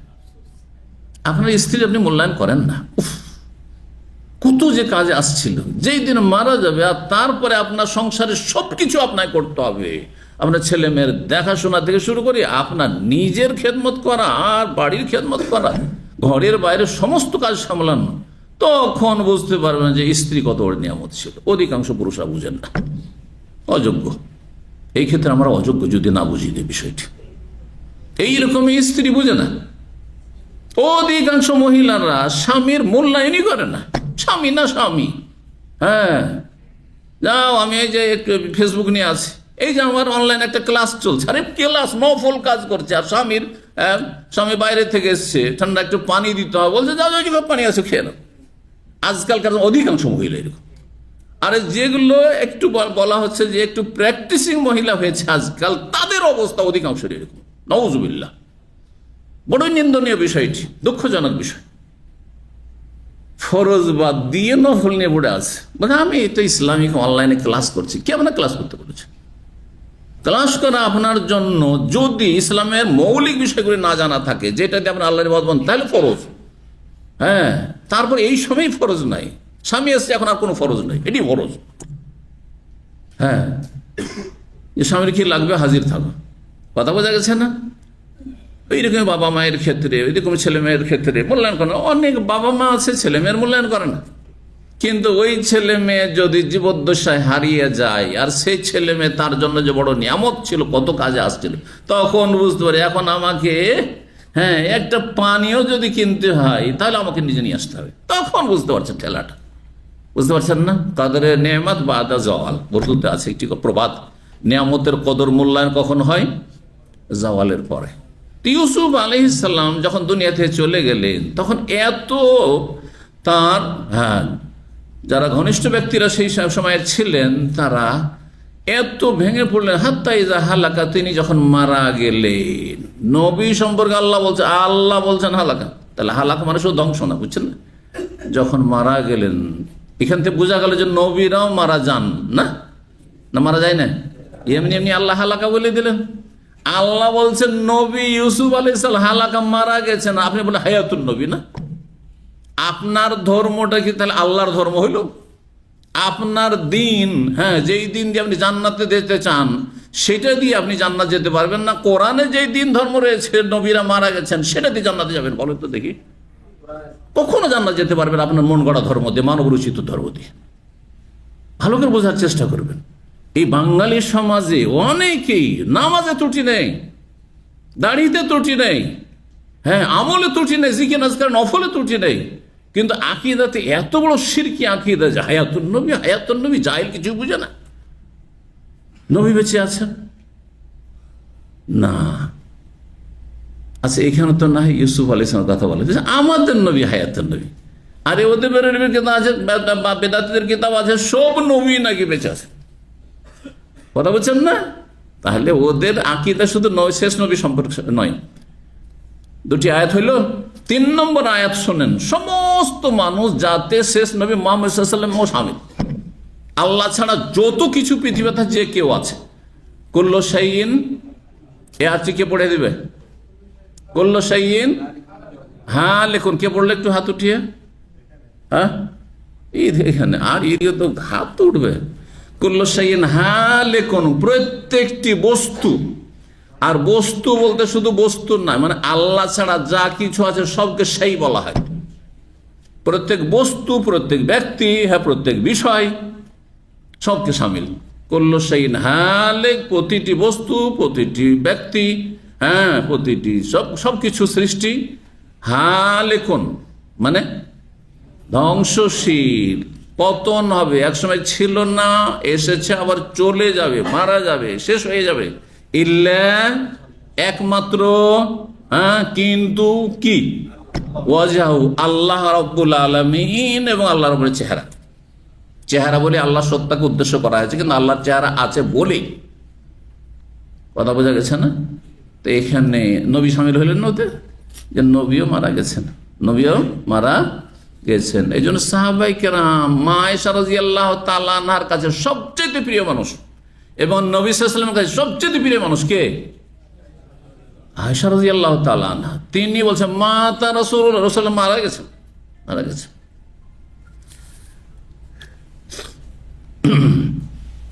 তো বললি এখানে তাহলে 3টি আয়াত কিন্তু কোরআনে দেখালাম, যেগুলোতে হালাক কি অর্থে ব্যবহার হয়েছে? ধ্বংসের অর্থে না, কিসের অর্থে?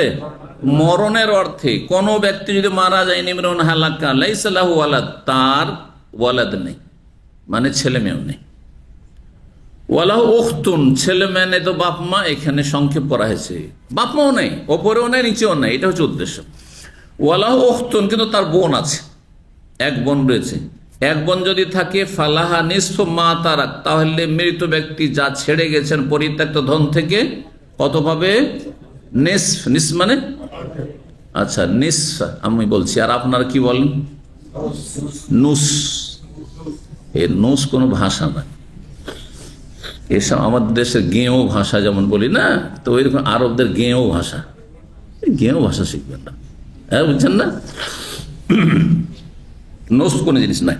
নিস নুন সাদ ফা ওয়া ইয়ারিসুহা ইন লাম ইয়াকুন লাহা ওয়ালাদ, আর ওই ব্যক্তি ওয়ারিস হবে বোনের। আচ্ছা ধরেন বোন আগে মারা গেল, বোন আছে, আর কি আছে? ভাই আছে। বোন মারা গেল তো ভাই আছে, তাহলে ভাই ওয়ারিস হবে বোনের। ইন লাম ইয়াকুন লাহা ওয়ালাদ, ওই বোনের যদি ছেলে মেয়ে না থাকে, বোনেরও ছেলে মেয়ে নেই, তাহলে ভাই পেয়ে যাবে, এক অপর পাবে। ফাইন কানাত আসনাতাইন, 2 বোন যদি থাকে, যেই লোক মারা গেছে তার ওপরে কেউ নাই, নিচেও কেউ নাই, আর কি আছে? 2 বোন আছে। কত ভাবে বললাম? একটু আগে কি বললাম? মেয়েদের ক্ষেত্রে 2/3 বলেছি, বোনদের ক্ষেত্রে ওই রকমই 2/3। এইখানে মেয়ে আর বোনে কিন্তু হ্যাঁ কি রয়েছে? মিল রয়েছে। বলছেন ফালাহুমা সুলুসান, তার ওই 2 বোন পেয়ে যাবে 2/3 মিম্মা তারাক মাইয়াতের মৃত ব্যক্তির পরিত্যক্ত ধন সম্পদে। ওয়াইন কানু ইখওয়াতান রিজালান ওয়া নিসান, তৃতীয় অবস্থা। তাহলে অবস্থা হচ্ছে 3টি, বোনের বা বোনদের অবস্থা হচ্ছে কয়টি? 3টি। একটি হচ্ছে এক বোন থাকলে হ্যাঁ অর্ধেক, 2 বোন বা তার বেশি যদি থাকে 2/3। হ্যাঁ, আর যদি ভাই বোন 2 রকমের থাকে, একজন লোক মারা গেল, তার বাপ মা ওপরে কেউ নেই, আর নিচের ছেলে মেয়ে, এদিকে নিচেও কেউ নেই, আর কি আছে? ভাই বোন আছে। তাহলে কি হবে? ভাগ, ভাই দ্বিগুণ পাবে বোনের তুলনায়। তৃতীয় অবস্থাটি বর্ণনা করছেন আল্লাহ বলছেন ওয়াইন কানু ইখওয়াতান রিজালান ওয়া নিসান, আর যদি মৃত ব্যক্তির ভাই বোন থাকে, রিজালান ওয়া নিসান মানে নর নারী 2 রকমই, অর্থাৎ ভাই বোন উভয় থাকে, ফালিযাকারি মিসলু হাযিল উনসাইন, তাহলে যে ভাই রয়েছে তার জন্য কি রয়েছে? হ্যাঁ বোনের দ্বিগুণ রয়েছে। ইউবাইয়িনুল্লাহু লাকুম, আল্লাহ এই সব বিষয়গুলি বিশদভাবে বর্ণনা করছেন তোমাদের উদ্দেশ্যে, আনতাযিল্লু, যাতে করে তোমরা বিভ্রান্ত না হয়ে যাও। আনতাজিল্লু মানে লে আল্লাহ আনতাজিল্লু বা মাখাফাত আনতাজিল্লু, এখানে উজ্জ্বল রয়েছে। যারা আরবি গ্রামার বোঝেন তাদের জন্য বলছি কথাটি। আল্লাহু বিকুল্লি শাইইন আলিম, আল্লাহ সবকিছু সম্পর্কে সর্বজ্ঞ, সবকিছু জানেন। যে কাকে কত দিলে ন্যায় বিচার হবে আল্লাহ বেশি জানছেন। মানুষ বলেন না না না না, এখানে বন্ধের একটু কম দেওয়া হয়ে গেল, এখানে স্ত্রীকে কেন কম দেওয়া হবে, স্বামী কেন বেশি পাবে? আরে আল্লাহ বেশি জানছেন। আল্লাহ বলছেন সূরাতুল মুলকে, আলা ইয়ালামু মান খালাকা, যিনি স্রষ্টা তিনি জানেন না যে আমার কতটা প্রয়োজন আর আমার বোনের কতটা প্রয়োজন, আমার কতটা দায় দায়িত্ব আর আমার বোনের কতটা দায় দায়িত্ব জানেন না? অবশ্যই জানছে। নর আর নারী সব কিছু আল্লাহ সৃষ্টি করে, সুতরাং জানছেন। আর আল্লাহ রাব্বুল আলামিন আহকামুল হাকিমিন, তার প্রতিটি আদেশ নিষেধে প্রজ্ঞা হেকমত রয়েছে এবং তাতে ইনসাফ সুবিচার রয়েছে। সূরা নিসা আয়াত নম্বর 176, 6744 নম্বর হাদিস। বারা বিন আযিব রাদিয়াল্লাহু তাআলা আনহু বলেন, তিনি বলছেন আখিরু আয়াতিন নাযালাত, সর্বশেষ আয়াত যে নাযিল হয়েছিল, খাতেমাতু সূরাতিন নিসা, সেটি হচ্ছে সূরা নিসার শেষ আয়াত। সূরা নিসার শেষ। সূরা নিসা কয়টি আয়াত রয়েছে? 176। তো 176 নম্বর আয়াতের কিন্তু তাফসীর করলাম, তাই না? এই আয়াতটি শেষ আয়াত নাযিল হয়েছে, কে বলছেন? বারা বিন আযিব। হাদিসে পাবেন যে সর্বশেষ আয়াত নাযিল হয়েছে সুদের আয়াত, আয়াতুর রিবা। কথা বোঝা গেছে? দ্বিতীয় হাদিস শুনলাম। তৃতীয় হাদিস কার জানা আছে? সর্বশেষ আয়াত নাযিল হয়েছে হ্যাঁ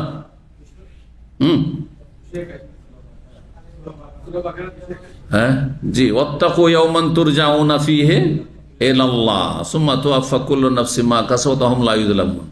শেষ আয়াত নাযিল হয়েছে আরেকটি হাদিস, আল-ইয়াওমা আকমালতু লাকুম দীনাকুম ওয়া আতমামতু আলাইকুম নি'মাতি ওয়া রাদিতু লাকুমুল ইসলাম দীনা। তো এরকম মেলা হাদিস আছে। তো সমন্বয় করবেন কি করে? না একটা মানবেন আর বাকিগুলোকে ছেড়ে দেবেন? সমন্বয় করা বুঝেন তো? কম্বাইন্ড করা, হ্যাঁ, সমন্বয় করতে হয়। এই ক্ষেত্রে ওলামারা সমন্বয় করেছেন যে এই আয়াতগুলি, এই আয়াতটি সর্বশেষ আয়াত নয়, বরং উদ্দেশ্য যে যেমনটা জানে বর্ণনা করেছে। প্রথম কথা তো বারা বিন আযিব তিনি দেখেছেন যে শেষ দিকে এই আয়াতটি নাযিল হয়েছে, তারপরে আর কোনো কিছু তিনি প্রত্যক্ষ করেননি, তার সামনে আর ঘটেনি হয়তো, এই জন্য তিনি এভাবে বর্ণনা করেছেন। এটি একটি ব্যাখ্যা। আর একটি ব্যাখ্যা হচ্ছে যেই আয়াতগুলি একেবারে শেষ জামানায় নবী সাল্লাল্লাহু আলাইহি ওয়াসাল্লামের জীবনের নাযিল হয়েছে, তার অন্যতম এইটি আয়াত। আরেকটি আয়াত হচ্ছে আল-ইয়াওমা আকমালতু লাকুম, আরেকটি এমনকি সূরা ইযা জা নাসরুল্লাহ শেষ দিকে নাযিল হয়েছে। হ্যাঁ, তারপরে সুদের আয়াতগুলি, সুদের মাসলা মাসাইলগুলি, এই আয়াতগুলি শেষ দিকে নাযিল হয়েছে, শেষ দিকে নাযিল হয়েছে। এই আয়াতগুলি একটি শুধু না, কিন্তু তারপরও তো সর্বশেষ একটি আয়াত আছে। তো গবেষণা তাহকিকে দেখা গেছে সর্বশেষ আয়াত হচ্ছে সূরা বাকারার যে আয়াতটি একটু আগে বলবো, ওয়াত্তাকু ইয়াওমান তুরজাউনা ফীহি ইলাল্লাহ, সেই দিনকে ভয় করো যেই দিন আল্লাহর কাছে সবাইকে ফিরে যেতে হবে। আপনাকেও ফিরে যেতে হবে, আমাকেও ফিরে যেতে হবে, সবাইকে ফিরে যেতে হবে। যারা চলে গেছে তারা চলে গেছে। আপনি আমি যেন না ভাবি এই কথা যে যারা যাচ্ছে তারাই যাচ্ছে, আমি মনে হয় অনেক দিন থাকবো। হতে পারে যে লাইন সিরিয়াল কাছে চলে এসছে। আল্লাহ যেন আমাদেরকে তওবা করে সব ভালো মানুষ হয়ে থাকার তৌফিক দান করেন। এই আয়াত নাযিল হয়েছিল শেষ দিকে, ইস্তাফতুনাকা কুলিল্লাহু ইফতিকুম কালালা, কালালা সম্পর্কীয় আয়াত। 15 নম্বর অধ্যায় বলছে বাবুন, এই অধ্যায় হচ্ছে ইবনাই আম্মিন আহাদুহুম আখুন লিল উম্মি ওয়াল আখারু যাওজুন। এখন আরেকটি মাসলা চলে আসলো। অধ্যায় হচ্ছে যে দুইজন লোক রয়েছে, দুইজন চাচাতো, মৃত ব্যক্তির ইবনাই আম মানে চাচার দুই ছেলে। চাচার দুই ছেলেকে আমরা কি বলি? চাচাতো ভাই। তার মানে চাচাতো ভাই রয়েছে মাইয়াতের দুইজন, তার একজন আবার একজনের সাথে আরেকটা সম্পর্ক রয়েছে, আরেকজনের সাথে আরেকটি সম্পর্ক রয়েছে। চাচাতো ভাই হওয়ার দিক থেকে তো সমান, তাই না? আত্মীয়তার ক্ষেত্রে এও চাচাতো ভাই, এও চাচাতো ভাই, এদিক থেকে সমান না? যদি জমি জায়গা ভাগ পায় তো সমান সমান পাওয়া চাই, কিন্তু আর একটা সম্পর্ক এখানে অ্যাড হয়ে যাচ্ছে, এর সাথে একটি সম্পর্ক রিলেশন আর এর সাথে আর একটি রিলেশন, যার ফলে দুই চাচাতো ভাইয়ের জমি জায়গা ধন সম্পদের ভাগ বন্টনে পার্থক্য হয়ে যাচ্ছে। মজার মশলা, হ্যাঁ, এও চাচাতো ভাই সেও চাচাতো ভাই, কিন্তু কেউ বেশি পাচ্ছে কেউ কম পাচ্ছে। দেখুন বলছেন যে দুই চাচাতো ভাই রয়েছে মাইয়াতের, কিন্তু একজন হচ্ছে আখুন লিল উম, হ্যাঁ, মা শরিক ভাই। মা শরিক ভাইকে বাংলা কি বলা হয়? বৈমাত্রীয়, মা শরিক, হ্যাঁ, বই বই পিতৃয়, বাবা দুটো, বই মানে কি না, তাই না? বই পিতৃয়, বাবা দুই, মায়ের শরিক, বাপের শরিক নয়। বুঝতে পারলেন না? আমি যে অর্থটা করলাম খুব সহজ ভাষায় করলাম, এটা উর্দুতে করা হয় বা সহজ বাংলায় করা হয়, মায়ের শরিক ভাই। কথা বুঝতে পেরেছেন? আরবিতে কিন্তু তর্জমা হয়েছে শাব্দিক অর্থ, আল আখ কি লিল উম, মানে মায়ের দিক থেকে ভাই, বাপের দিক থেকে ভাই না। কথা বোঝা গেছে? তো মায়ের দিক থেকে ভাই হলো, তাহলে পিতা কয়জন হইল? দুইজনের দুইজন হইল, তাই না? এটাকে বলা হয় বৈপিত্রীয় ভাই। ভাই তিন রকমের, বরং চার রকমের।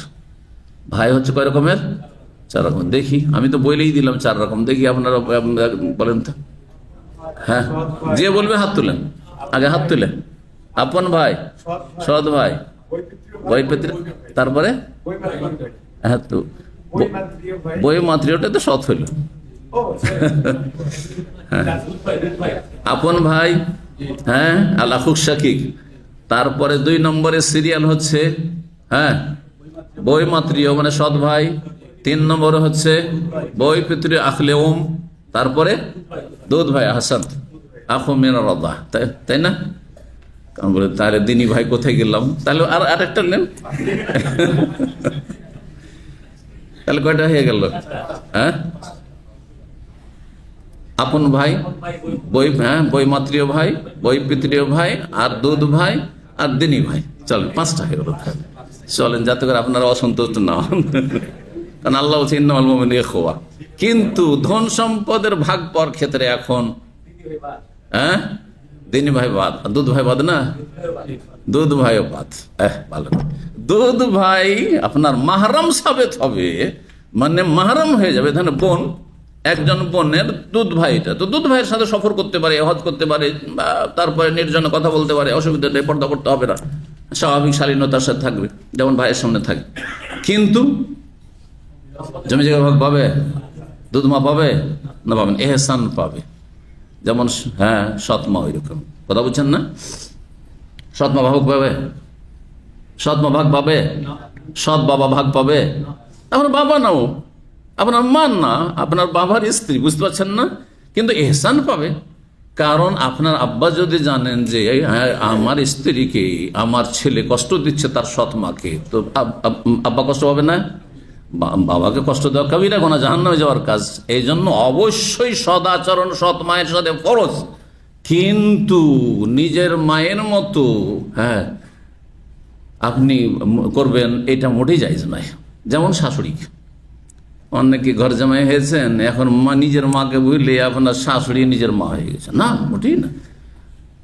কথা বুঝছেন না? একটু আগে বললাম না যে শ্বশুর শাশুড়ি ধন সম্পদ ভাগ পাবে, পাবে না।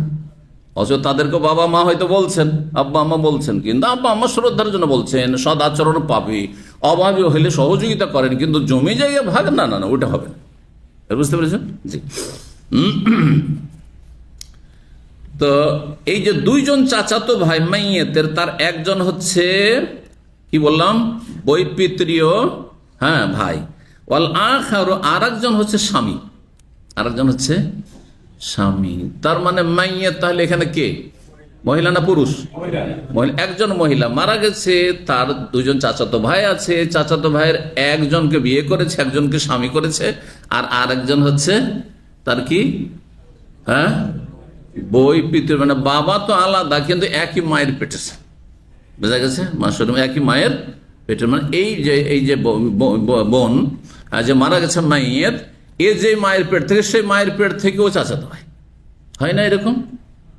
জি, একজন মহিলাকে যে বিয়ে করেছিল মারা গেছে, তারপর তার বড় ভাই বা ছোট ভাই বিয়ে করেছে, হয় কিনা? ঠিক হয় এরকম। এখন জমি জায়গার ভাগ কেমন হবে দেখি, কি করবেন এখানে?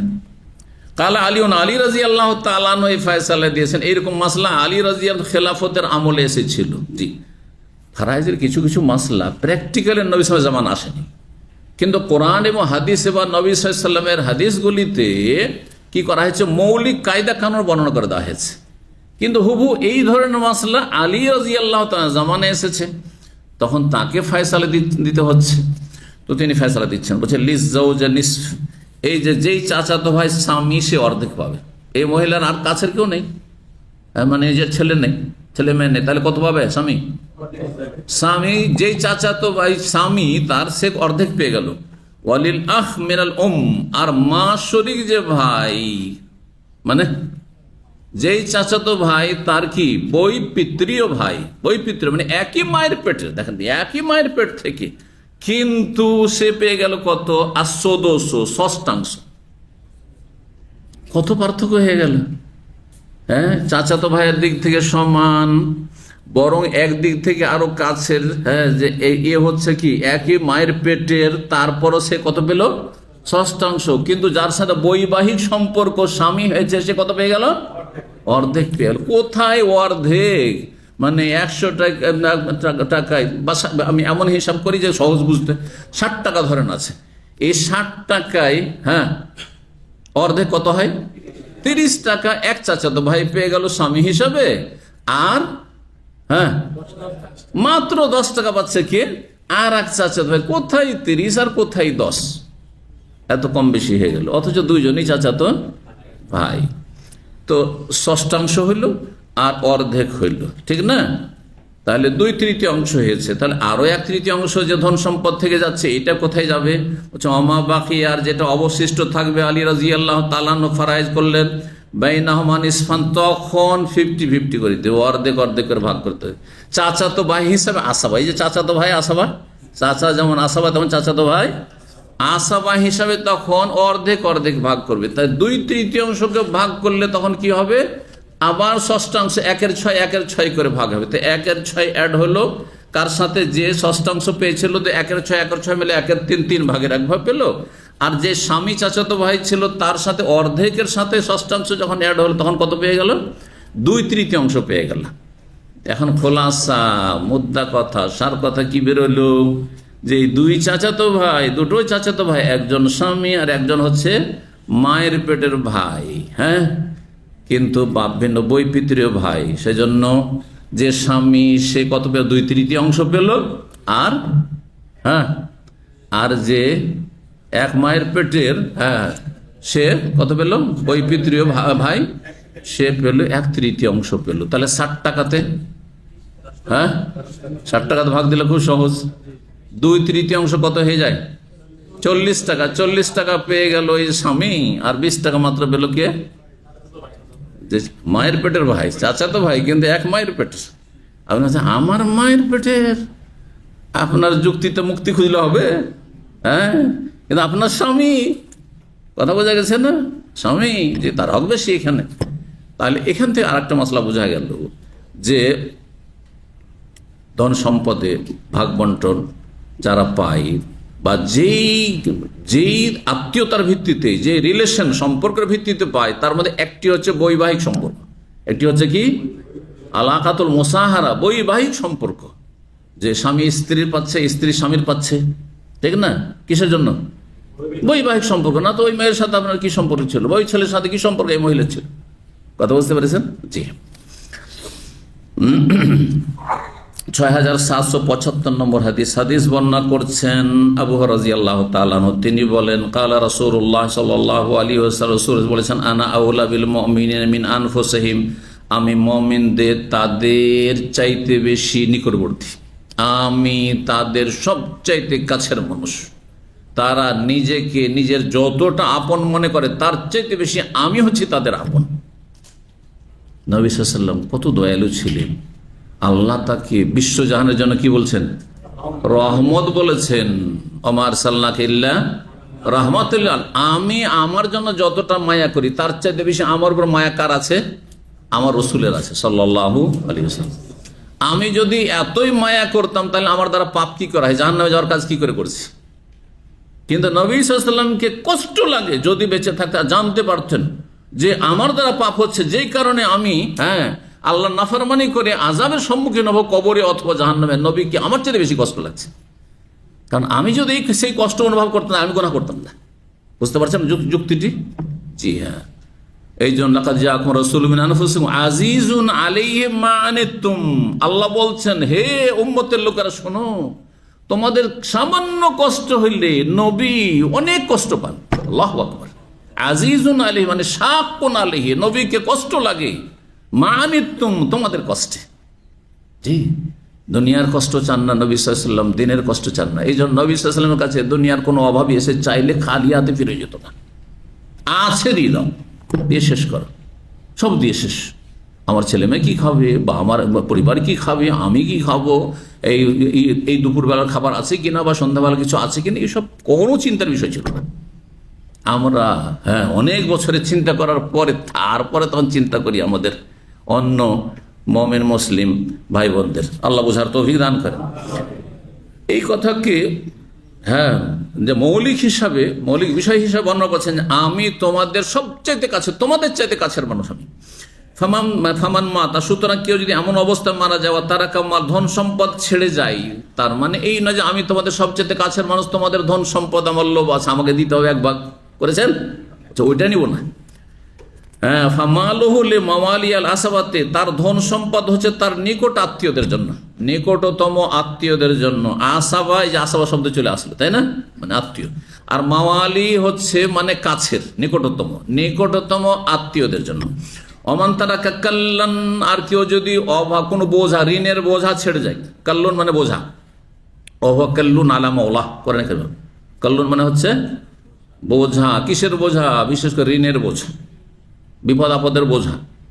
একজনের ঋণের এমন বোঝা চেপে গেছে, ঋণ পরিশোধ করতে পারে না, সেই বোঝা আপনি নিজের কাঁধে নিলেন। ভাই আপনি এত কেন টেনশন করছেন, কত টাকা ঋণ হয়েছে? বলছে 5,000 রিয়াল, যান আমি দিয়ে দিলাম।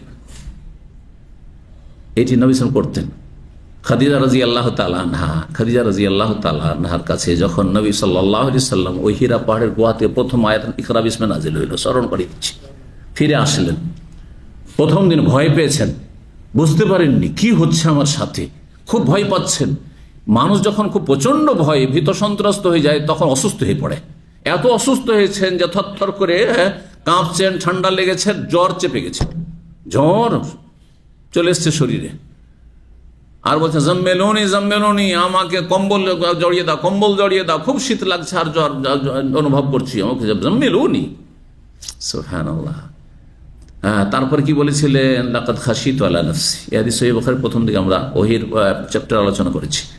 আমার খুব ভয় লাগছে, খুব ভয় পাচ্ছে। তো মানুষ হিসাবে প্রাকৃতিক মানুষের একটা দুর্বলতার দিক আছে যে মানুষ ভয় পায় না?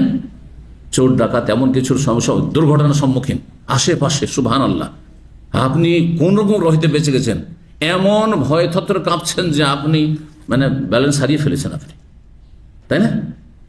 তো নবী সাল্লাল্লাহু আলাইহি সাল্লাম অস্থির, বুঝতে পারছেন না, তখন পর্যন্ত নিশ্চিত হতে পারেন যে এটা আল্লাহর পক্ষ থেকে আমি নবী হচ্ছি বা কি হচ্ছি কিছু জানছেন না, হতে পারে আমি শেষ। আল্লাহু আকবার। তো লাকাদ খাশিতু আলা নাফসি, আমাকে খুব ভয় লাগছে, খুব ভয় পাচ্ছি। কি বলেছিলেন? সান্ত্বনা দেওয়ার জন্য। অনেক স্ত্রীরা রয়েছে, গুণবতী স্ত্রী, এদের কদর করে মূল্যায়ন করবেন, অবহেলা করবেন না। আপনার দুর্দিনে, আপনার কষ্টের সময় সাথ দিয়েছে বা সাথ দিবে, এরকম দিন আসলে, আল্লাহ না করে আসে, ঠিক না? কি বলেছিলেন মা খাদিজা রাদিয়াল্লাহু তাআলা আনহা? ওয়াল্লাহি, আল্লাহর কসম করে বলছি, লা ইউখজিকাল্লাহ, আল্লাহ আপনাকে কখনো লাঞ্ছিত অপদস্থ করবেন না, কখন আপনাকে অপদস্থ করবেন না, লাঞ্ছিত করবেন না, অসহায় ছেড়ে দেবেন না। ইন্নাকা লা তাসিলুর রাহিম, আত্মীয়দের সাথে সুসম্পর্ক আপনি অটুট রাখেন, মজবুত রাখেন। আর কি করেন? ওয়া তাহমিলুল কাল্লা, আপনি ঋণের বোঝা মানুষের কাঁধে নিয়ে নেন আর মানুষ হালকা করে দেন, যাও, কোনো চিন্তা নেই। ওয়া তাকসিবুল মাদুম, সর্বহারা নিঃস্বদের জন্য আপনি উপার্জন করেন, ইনকাম নিজের স্বার্থে করেন না আপনি। যারা অসহায়, যারা একেবারে সর্বহারা, যাদের কিছুই নেই, খাবার নেই, বাড়ি নেই, ঘর নেই, তাদের জন্য আপনি মেহনত পরিশ্রম করেন। ও তঈনু আলা নওয়াইবিল হাক্কি, আর যে কোনো হকের ক্ষেত্রে আপনি সার্বিক সহযোগিতা করে থাকেন। সুবহানাল্লাহ। এই গুণগুলি যদি কারো মধ্যে থাকে, কখনো সে দুনিয়াতেও লাঞ্ছিত হবে না, আল্লাহ অসহায় ছেড়ে দেবেন, আখিরাতেও অসহায় ছেড়ে দেবেন। এই গুণগুলির কথা অন্য আরেকটি হাদিসে এসেছে, কারো মধ্যে যদি এই চরিত্রগুলি থাকে, মহৎ চরিত্র, যে বৈশিষ্ট্যগুলি বলা হয়, তাহলে তাকে আল্লাহ দুনিয়াতে অসহায় ছাড়বেন না, আর আখিরাত পরকালে অসহায় ছাড়বেন না। আল্লাহ সবসময় আপনার সাথে, আমার সাথে আছে। আল্লাহ যেন আমাদেরকেও কিছু নসিব করেন, তৌফিক দান করেন। আল্লাহ রাব্বুল আলামিন আমাদেরকে এগিয়ে যাওয়ার যেন তৌফিক দান করেন। তো বলছিলাম কি, যে যদি কেউ ঋণের বোঝা ছেড়ে যায়, বা অসহায়দেরকে ছেড়ে যায়, মারা গেছে একজন লোক, তার বিধবা স্ত্রীকে রেখেছে, তার এতিম কচি কাঁচা নাবালক নাবালিকা ছেলে মেয়েদেরকে রেখে গেছে। এরা দয়া আন, এদের যদি পরিচর্যা না হয়, এরা যদি খেতে না পায়, এরা যদি ভালো চিকিৎসা না পায়, এরা যদি বস্ত্র না পায় শীতের সময়, এরা যদি গৃহ না পায়, রাস্তাঘাটে ফুটপাতে বসবাস করতে হয়, তাহলে ধ্বংস হয়ে মরে যাবে, যায় না মানে নষ্ট হয়ে যাবে, মারা যাবে। দয়া আন, এমন অনেক পরিবার আছে না, এমন অবস্থায় মারা গেছে এমন ব্যক্তি যে স্ত্রী অসহায়, কিচ্ছু নেই, জমি জায়গায় কিছুই নেই, আর ছেলে মেয়েগুলো একেবারে সব কচি কাঁচা, ইনকাম সোর্স কিছুই নেই, কেউ দেখার নেই। যদি নবী সাল্লাল্লাহু আলাইহি ওয়াসাল্লাম বলছেন এমন কোন ব্যক্তি যদি কেউ থাকে যার ঋণের বোঝা রয়েছে, অথবা তার পরিবারের কিছু অসহায় সদস্যরা রয়েছে, স্ত্রী হোক আর ছেলে মেয়েরা হোক, বা বৃদ্ধ বাবা মা হোক, ফাআনা ওয়ালিয়ুহু, আমি তাদের অভিভাবক। সুবহানাল্লাহ, বলুন সাল্লাল্লাহু আলাইহি। জুমার দিন বেশি বেশি দুরূদ পাঠ করুন। হ্যাঁ, নবী সাল্লাল্লাহু আলাইহি ওয়াসাল্লাম হক আমাদের অনেক বেশি রয়েছে আল্লাহর পরে। ফাআনা, আমি হচ্ছি তার ওলি, অভিভাবক, গার্জেন। ফলে উদু আলাহু, যে কোনো পরিস্থিতি আমাকে যেন সেখানে ডাকা হয়, যে ইয়া রাসূলুল্লাহ আসেন, এই যে এখানে অসহায় একটা পরিবার আছে, এখানে এতিম আছে, এখানে বিধবা আছে, এখানে এই ঋণের বোঝা এর কাঁধে চেপে গেছে, এই অসহায় আছে, খেতে বাচ্চারা, ইত্যাদি ইত্যাদি।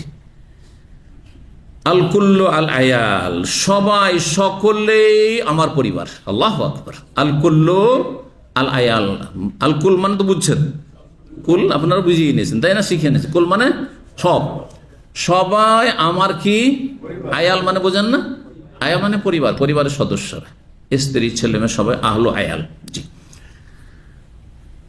সর্বশেষ হাদিস 6746 নম্বর হাদিস বা 46 নম্বর হাদিস বলছেন, ইবনে আব্বাস রাদিয়াল্লাহু তাআলা আনহু, নবী সাল্লাল্লাহু আলাইহি ওয়াসাল্লাম বলেন, আলহিকুল ফারাইযা বিআহলি। হাদিসটি কয়েকবার করে এসেছে, কারণ গুরুত্বপূর্ণ ফারাইজের চ্যাপ্টার এই হাদিসটি। তোমরা যে ধন সম্পদ যে রয়েছে মৃত ব্যক্তির, সেগুলি কি যাদের জন্য পরিমাণ নির্ধারিত রয়েছে আল্লাহর পক্ষ থেকে, রাসূলের পক্ষ থেকে, তাদেরকে দিয়ে দাও। আসহাবুল ফুরুজকে আগে দিয়ে দাও, বললাম না, আসহাবুল ফুরুজ যাদের জন্য পরিমাণ নির্ধারণ রয়েছে তাদেরকে আগে দিয়ে দাও। দেওয়ার পর ফামা তারাকাতিল ফারাইজ, তারপরে যা কিছু অবশিষ্ট রাখবে এই নির্ধারিত নির্দিষ্ট পরিমাণ দিয়ে দেওয়ার পরে, সেটা কারা পাবে? ফলে আওলা রাজুলিন যাকারিন, যে কোনো নিকটবর্তী বা নিকট আত্মীয় পুরুষ ব্যক্তি তার হকদার হবে, অর্থাৎ আসাবারা। আসাবা মূলত কারা হয়? পুরুষরা হয়, সরাসরি আসাবা। আর মেয়েরা, যেমন বোন এখানে আসাবা করলাম, কিন্তু মেয়ের সাথে, একা নয়। একা যদি বোন থাকে তাহলে অর্ধেক পাবে, আর না হলে 2/3 বা বেশি যদি একাধিক হয়, দেখেন সব নিতে পারছে না। কিন্তু মেয়ের সাথে হে শুধু আসাবা। কিন্তু পুরুষ একজন, একটু আগে উদাহরণ দিলাম না শুরুতেই, একজন লোক মারা গেছে, বাবা আছে আর কেউ নেই, ধন সম্পদ কি হবে? সব বাবা নেবে, আর কেউ নিতে পারবে না। জি, এইরকম। ছেলে আছে, একটাই শুধু ছেলে, সব নিতে পারবে। এখানে আজকের আলোচনা শেষ করছি। এখান থেকে বুঝতে পারলেন তাহলে যে প্রথম আলহিকুল ফারাইযা বিআহলি, এরা হচ্ছে আসহাবুল ফুরুজ, যাদের জন্য পরিমাণ নির্ধারিত। আর ফলে আওলা রাজুলিন যাকারিন, এরা হচ্ছে আসাবা, দ্বিতীয় শ্রেণীর লোক। আর তৃতীয় শ্রেণীর লোক বাবু জাবিল আরহাম, তারপর অধ্যায় আসছে, কথা বেশি হতে আমরা এই জাবিল আরহাম তৃতীয় শ্রেণীর নিকট আত্মীয়রা পাবে না, এখানে আমরা পৌঁছিতে পারলাম না। তবে একটা কথা বলে রাখি, কারণ সামনের 10টি হবে, সেখানে হয়তো আপনারা তো থাকতে পারবেন না, অনেকে যারা হয়তো অন্য দিনে আসতে পারেন না সপ্তাহের ভেতরে। জাবিল আরহাম অর্থাৎ এমন নিকট আত্মীয় যাদের জন্য পরিমাণ নির্ধারণ নেই, আর তারা সবকিছু নিতে পারবে।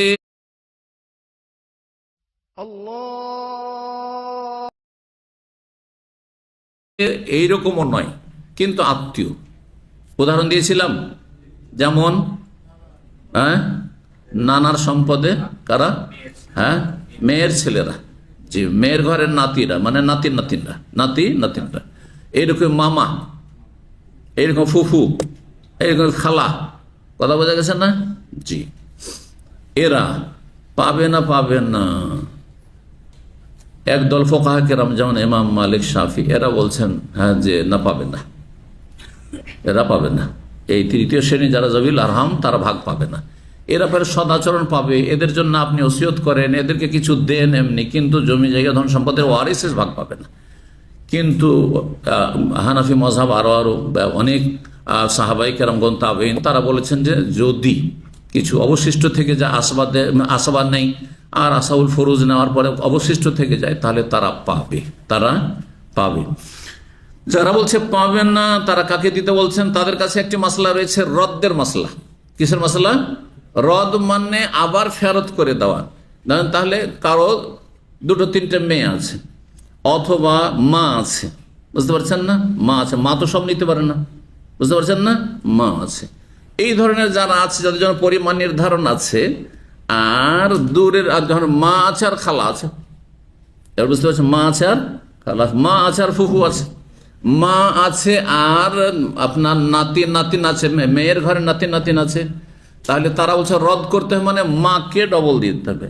এক তো মা পেলো যতটা ভাগ পেলো, 3 ভাগের 1 ভাগ, কোনো অবস্থায় 6 ভাগের 1 ভাগ, তো 3 ভাগের 1 ভাগ পেলো, আর বাকিটা ওকে ফেরত করতে হবে। এই মাসলা রদ্দের একটি চ্যাপ্টার সেখানে রয়েছে। তো যাই হোক, বেশ কিছু ফুকাহায়ে কেরামদের কাছে জাবিল আরহাম, যারা নিকটাত্মীয়, তারা ধন সম্পদে ভাগ পাবে ইনশাআল্লাহ। আগামী দর্শে সেটি আলোচনায় চলে আসবে। জাযাকুমুল্লাহ খাইর। আল্লাহ রাব্বুল আলামিন আপনাদের দিন দুনিয়ার সার্বিক কল্যাণ দান করেন, বালা মুসিবত থেকে আল্লাহ হেফাজতে রাখেন, এবং আল্লাহ আপনার রিজিকে বরকত দান করেন, সমস্ত অনিষ্ট থেকে আল্লাহ হেফাজতে রাখেন, জান্নাতের পথে রাখেন। রব্বানা আতিনা ফিদ দুনিয়া হাসানা ওয়া ফিল আখিরাতি হাসানা ওয়া কিনা আযাবান নার। ওয়া সাল্লাল্লাহু আলা সাইয়্যিদিনা মুহাম্মদ ওয়া আলা আলিহি ওয়া সাহবিহি আজমাইন।